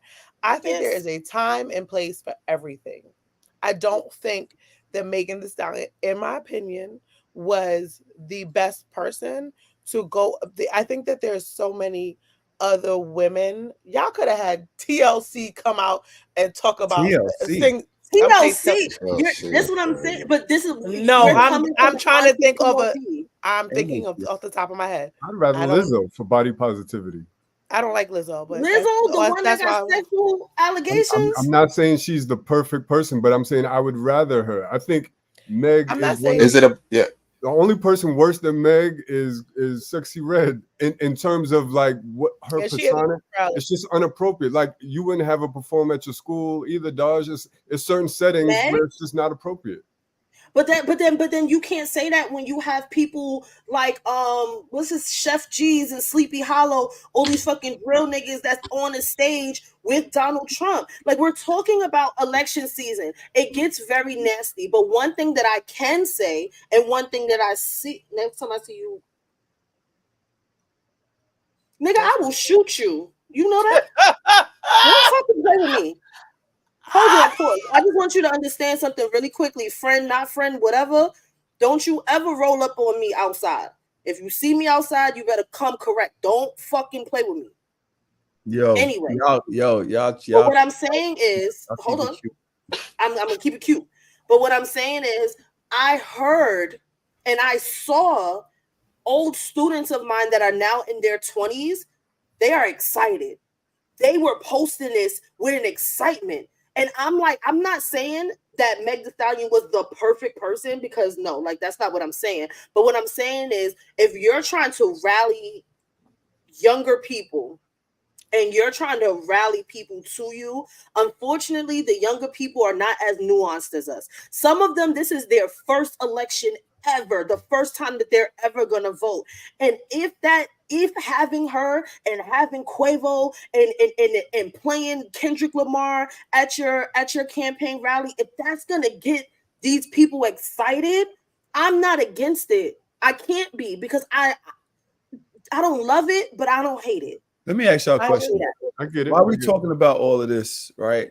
Is there a difference between this and having the Snowman make a song or do this whole my president is black, my Lambo is blue? This guy, the guy is actually pay Jeezy to make the song.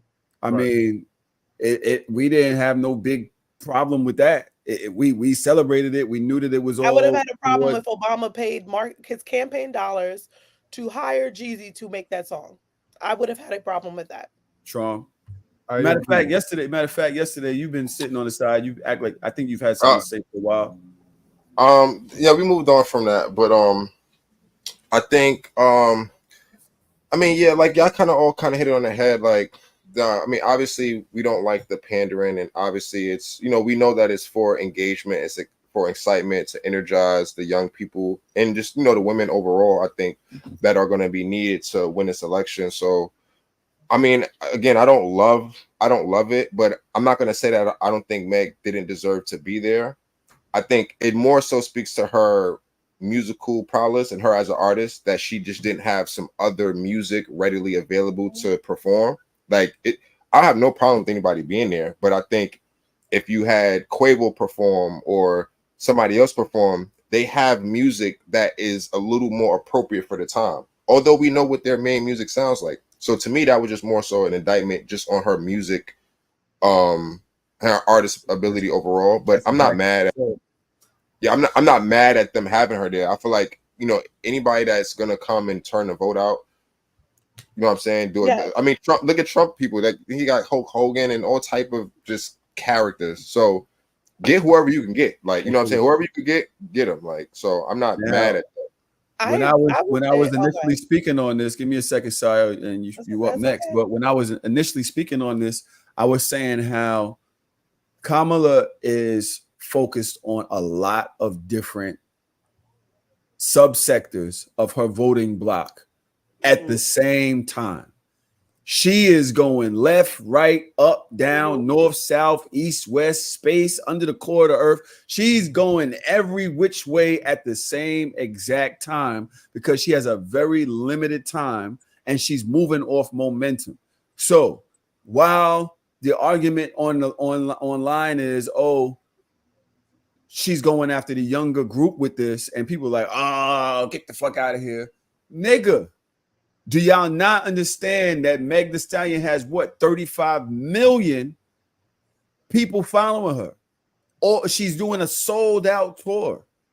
Like, and she's got it. I believe that Kamala's people are smart enough to know that you have to meet people where they are at. You have to say, okay, how am I going to get to this voting block, to this subsector in my voting block in a powerful, concise way that will get them over here and get them active? I was arguing with Dewey online today. He was like, oh, well, Meg is Meg is she's a college graduate and she's smart. She's smarter to be able to talk. And I was like, I don't think her voting, they don't care about that right now. The people that follow, they're not giving a fuck. Besides the fact is, Meg doesn't have a political platform. She does not speak like that. Cardi B does. Cardi B does do that, but Meg does not use her platform in that way. And I think that they were just trying to figure out what is going to work, and almost, like I said, the LGBT part, the sorority part, the college people, HBCUs, let's go for the hip hop. This is how we're going to hit the hip hop. How do we get to the people talking about the borders? All right, this is what we're doing with the borders. I want to address all of these different things because I don't have much fucking time. I don't think that, you know, when I looked at Quavo talking, I didn't hear what he said. Did y'all go and say, "Oh, I wonder what fucking Ja Rule has to say about this"? And Quavo, I did not care. I love Ja Rule, so I might have, but I just didn't give a fuck about what Quavo had to say about politics because that's not his thing to me. So I think that the people who are behind Kamala say, "Okay, how can we be most effective?" And I think that watered down version of a Meg performance was in fact that their play on it being effective versus her going up there talking. I don't know if that's what we really was gonna listen to. Anybody else got anything else you want to say about this particular thing? We are going on 3 hours and a second. Thank you, Charm. Bye, Charm, for being here. I'm about to go into the Megan Tory thing again, but you know. Okay. Please, God, don't. Take care. Sounds fun. Y'all go ahead. We talked about that for months. Like, my God. There's a little bit more information going on. However, so again, that Canadian cannot be shooting weapons in our country. The end. Look, I don't care if he shot her. Look, so the don't carry guns in my country. Go back to Canada. It wasn't his gun, apparently. But hold on. So the only way to react to the hip hop community is have someone on stage shaking the ass. I knew that was going to be the thing. I knew that. Just having it's not about the hip hop community though. It's bigger than just hip hop. We're talking about a demographic of people that most of us at this age we do not connect with on a level, and we're also bringing in respectability politics, which is like always a slippery slope. In our age bracket, our age range, where we are with our families and our like trying to find a way to get elevation, we don't get it. We don't see it. And that's fine. We're not supposed to. It wasn't for us.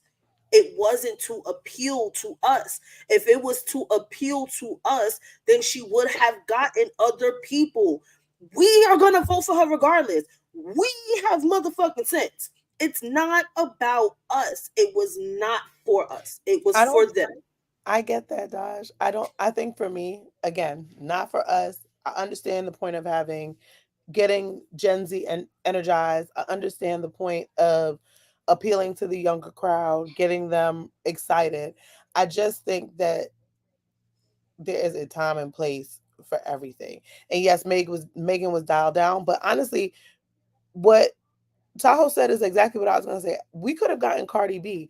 She actually has something to say about which is political. She would have been a better fit because she has music that young kids relate to. She actually performs. None of her performances are based around twerking. She does twerk during her performance, but it's not part of her actual persona. So she could have authentically been herself, gone up there, did her song, and then came on and had a conversation that people would have listened to, and it would have been more aligned with it. A lot of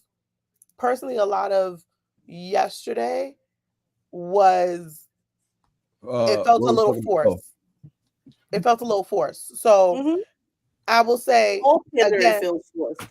Like when Hillary pulled that hot sauce out her bag, like, oh, I carry hot sauce in my bag at all times. Well, Bitch, you a liar. Well, Hillary's from the South. They all carry hot sauce in their bag. I actually believe a black ass lie. But what did Kamala whatever the president? I'm West Indian. I don't say nothing right. When she was like, when my good friend says we walk it like we talk it, y'all are forcing it now. It's like so I get corny. It was so corny, and I was like, yeah, she's 60 years old, girl, but I need you. But also, she's 60 years old. Anytime our parents relate back to us with the hip hop references, it's going to come off corny. It's not because she's Indian. It's not because she's a presidential candidate. I'm not saying that, but people are saying that like she's disconnected from the culture. Yeah. Anytime our parents say something like that refers back to what we got going on, it comes off corny. Me personally, I listen to the same music as my daughter. If I said that shit to her, she'd look at me like, "You serious? No, you dead ass? This is my music." My shirt. My mother saw my shirt today, and she asked me if Lizzo was on my shirt. I was like, "This is a Drake album, Sharon. Stop playing with me. Like, you're pissing me off today." So I understand that. I feel like it's politics, and there has to be.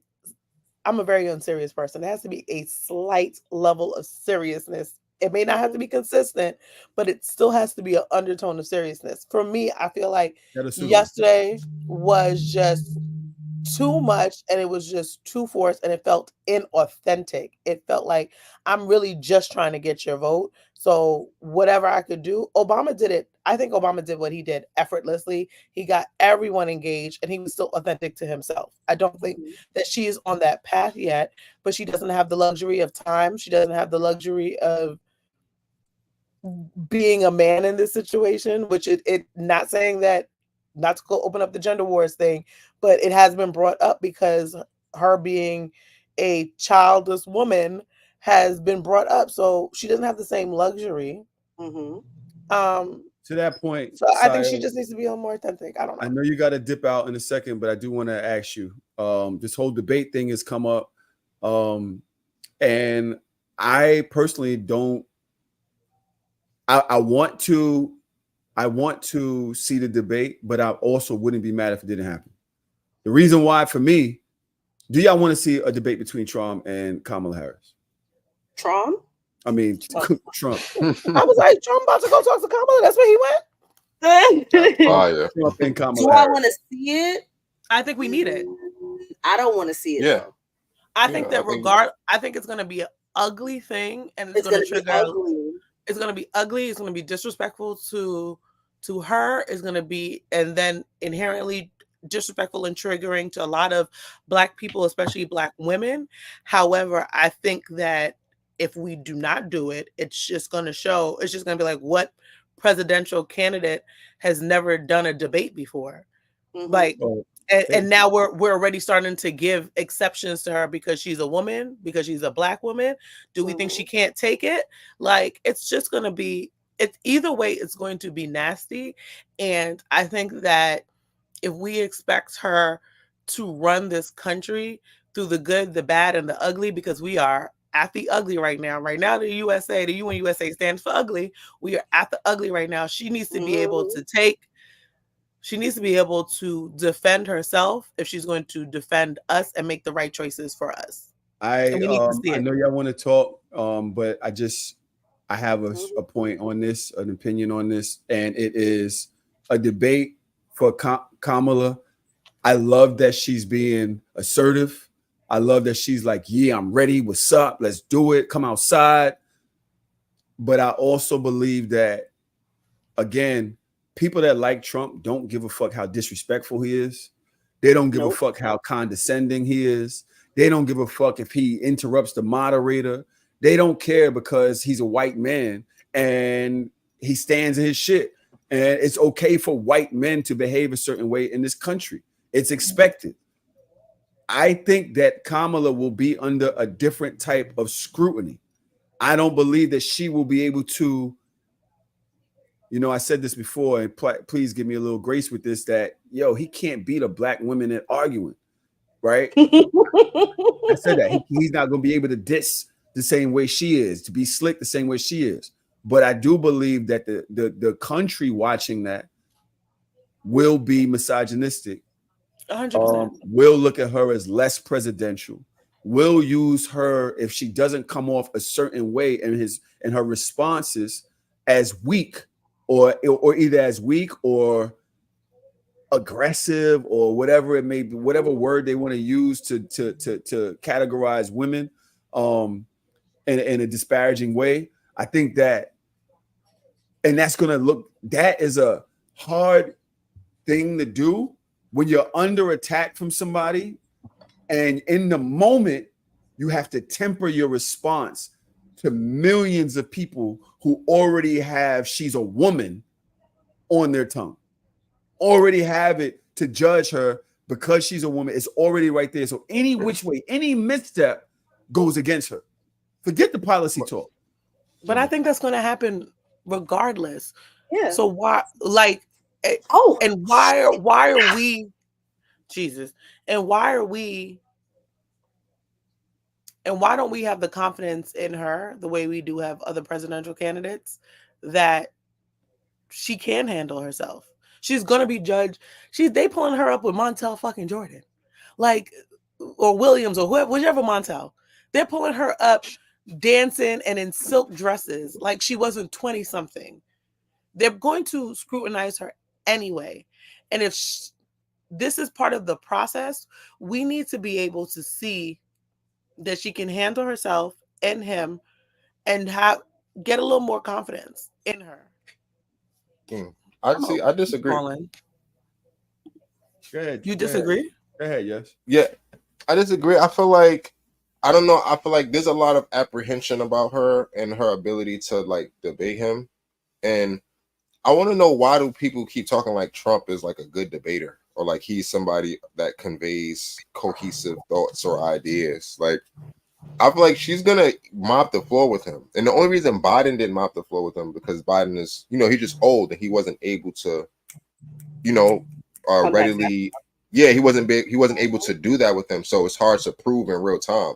But you're gonna have somebody there that is cohesive, that has sense, and that can actually just say, hey, this is false, this is what it is.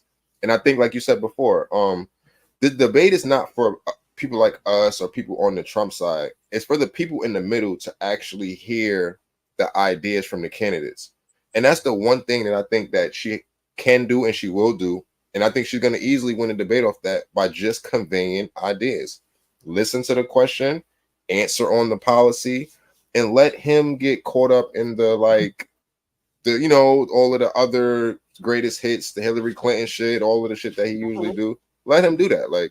And I feel like all you have to do is just convey your points, and the people that are supposed to come over to your side, they're gonna come because they're coming to hear policy. They're coming to hear, So, bro, let's not act like there have not been debates before. I'm not saying that I don't believe in her power or what she can do, especially with the experience of the last 3 years under her belt. But she wasn't a greatest debater before. There's plenty of clips going around from her debating before, and she wasn't able to rebut in a way that dispelled negative thoughts about her or negative opinions of her policy or moves and shit like that. We've seen that. So again, this is just me being just objecting, giving a little bit of pushback. I do think that she'd be great right now. I do. I think she'd be great right now. But I don't think that I think that people have preconceived notions. And I think that this country is still this country, regardless of what the facts are. People will perceive things certain ways, right? Somebody asked me, why didn't Tory testify? And I said, because the prosecution can make him look a certain way, even if he were innocent. They can make him look like a bad character. They can make the jury feel a certain way about him, which now impacts his case negatively. Even if he's up there like, yo, I was innocent, I'm innocent, I'm innocent. Yeah, but why'd you do this? Why'd you do this? You got in a fight the other day, right? Did you attack this person, right? Oh, so you're prone to this and the other. When you're on that stage, people's perceptions can move past the facts of what you're saying. And so I think that because Trump can be like, look at this corny bitch, and people just laugh and be like, well, he's a white man. That's Trump, right? He could call her a bum. He could say the word bum. How do you call her a bum? That shit is crazy. And nobody thinks about it twice.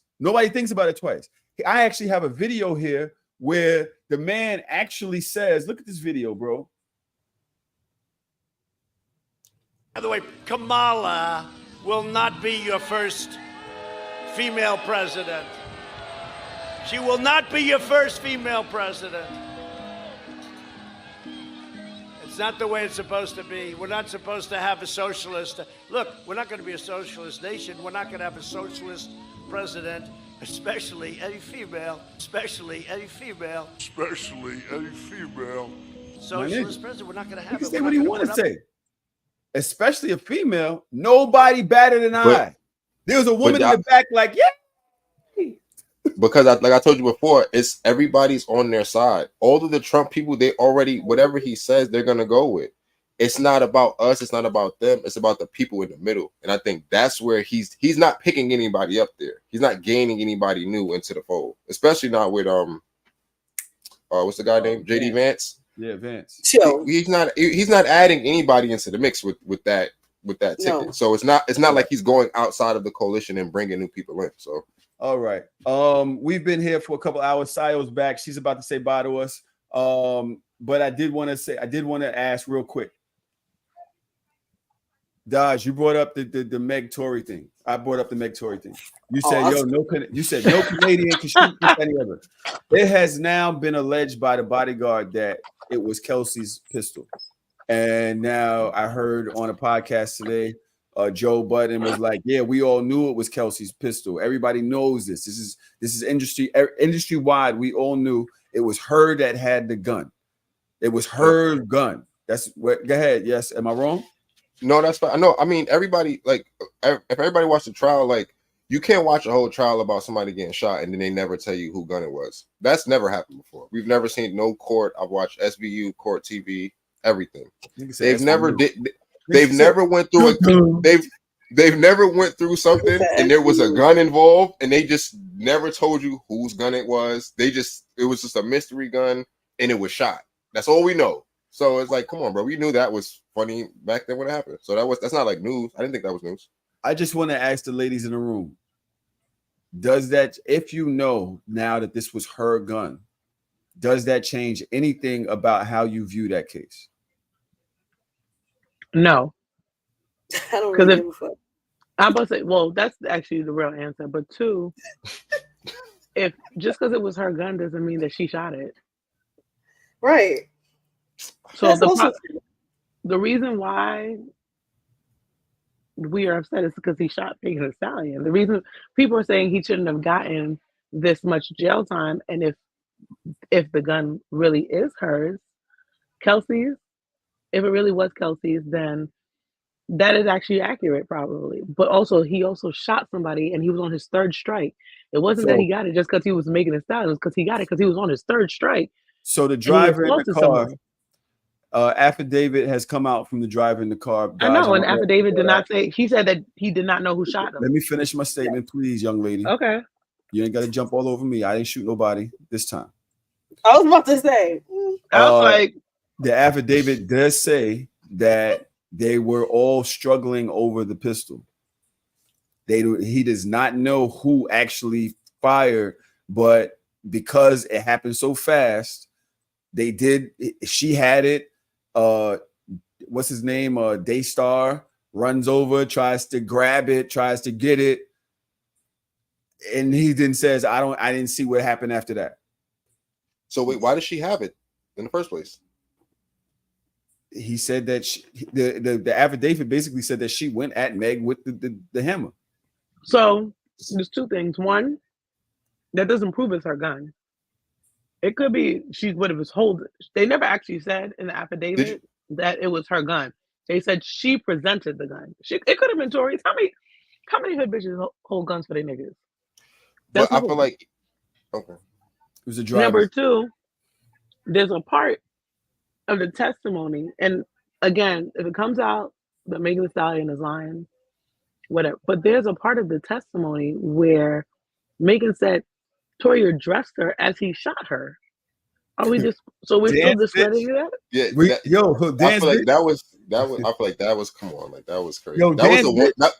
That was the one thing that I never got. That was the one thing that everybody that came to the trial said, "Yo, I didn't hear that. I don't know who said that. I don't know who came up with that." Everybody literally said that. Like, hey, I don't know where that came from. Who's everybody? Because it was Megan, Tory, Kelsey, and the bodyguard who just who just came out of the woodwork. So, right. Kelsey said that she didn't hear that. Kelsey said, was one with the hammer, so I don't know if we believe her. Like, what are we doing? Especially if you shot her, like, bitch, you sat there and watched. See, my thing is more this so. Is nuts. It can't go back. Y'all going left and right though. There's a lot of. I knew you were gonna say that. Like this. As long as Tory goes through it, it doesn't matter. No, this is what I'm like. Wait, did she have the gun or not? Like, what's going on here? Having the gun doesn't mean it was her gun. The biggest problem that I have with this case, and I only have one issue.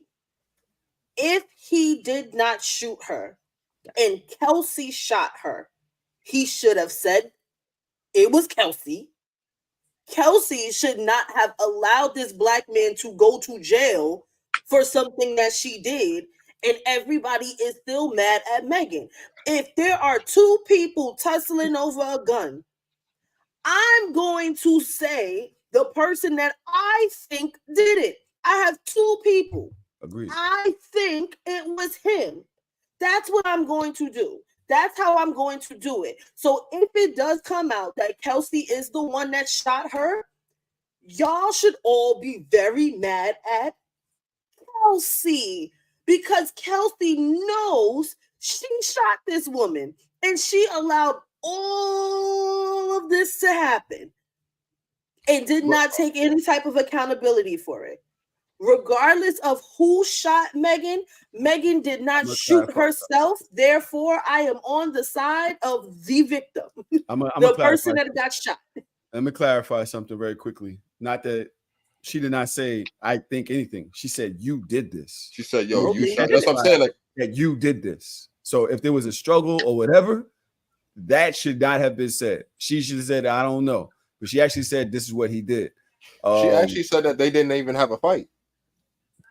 So gotta remember again, the gun can't get presented unless it gets presented. So that's why it had to be he just got upset and just shot me outside the window over the car. And it's like over the car is the craziest thing. That's what she said that. She said over the car, over the window, he shot down. And it's like,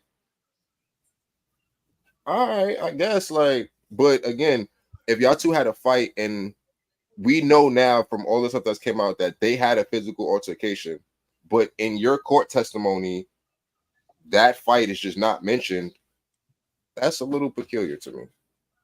This whole incident happened, but the fight never happened. It's like, that's because y'all don't care. Going back 360 to the beginning of this conversation, y'all do not give a fuck about male experiences. This has been a great motherfucking episode of Shameless. You're right, Dodge. This has been a great episode of So Shameless. I missed the energy. Dodge said we'll be back in stew next month. Today's the 30th. So next month is next week. Today's 31st? No, it isn't. Is it? No, it isn't. Yes, it is. My flight is tomorrow. Next month is actually this Friday. Oh God, I got this month is a few days. Yeah, so I got to get on the internet. I got few hours actually. Before, hey, dog is like, yo, what is going on? Y'all still on here? Thank y'all for pulling up. Sio, where can people find you again? Just call me Sio. That is SIO. She is on Twitter. I don't know if she's on Instagram yet. I am on Instagram. Back on Instagram. Just call me Sio. Yesterday. Where can they find you tomorrow? You can find me at Yesterday with 3 S's everywhere. Yesterday with 3 S's. He is a recording artist. He also works with me here on So Shameless. On Hard or Soft. Sometimes he's also out in the streets with me with Pineapple Express. Pull up on us, you know that. And Dodge, love you, sis. Yes, your Barbie shirt is amazing as well. We're gonna talk tomorrow about if we in studio next week. And by the way, Dodge actually was trying to get in studio last week, so she ain't bullshitting y'all. Okay, it's been real. 3 hours. God damn, we back. Peace. You lost. Bye. Kyle, stay on. Don't.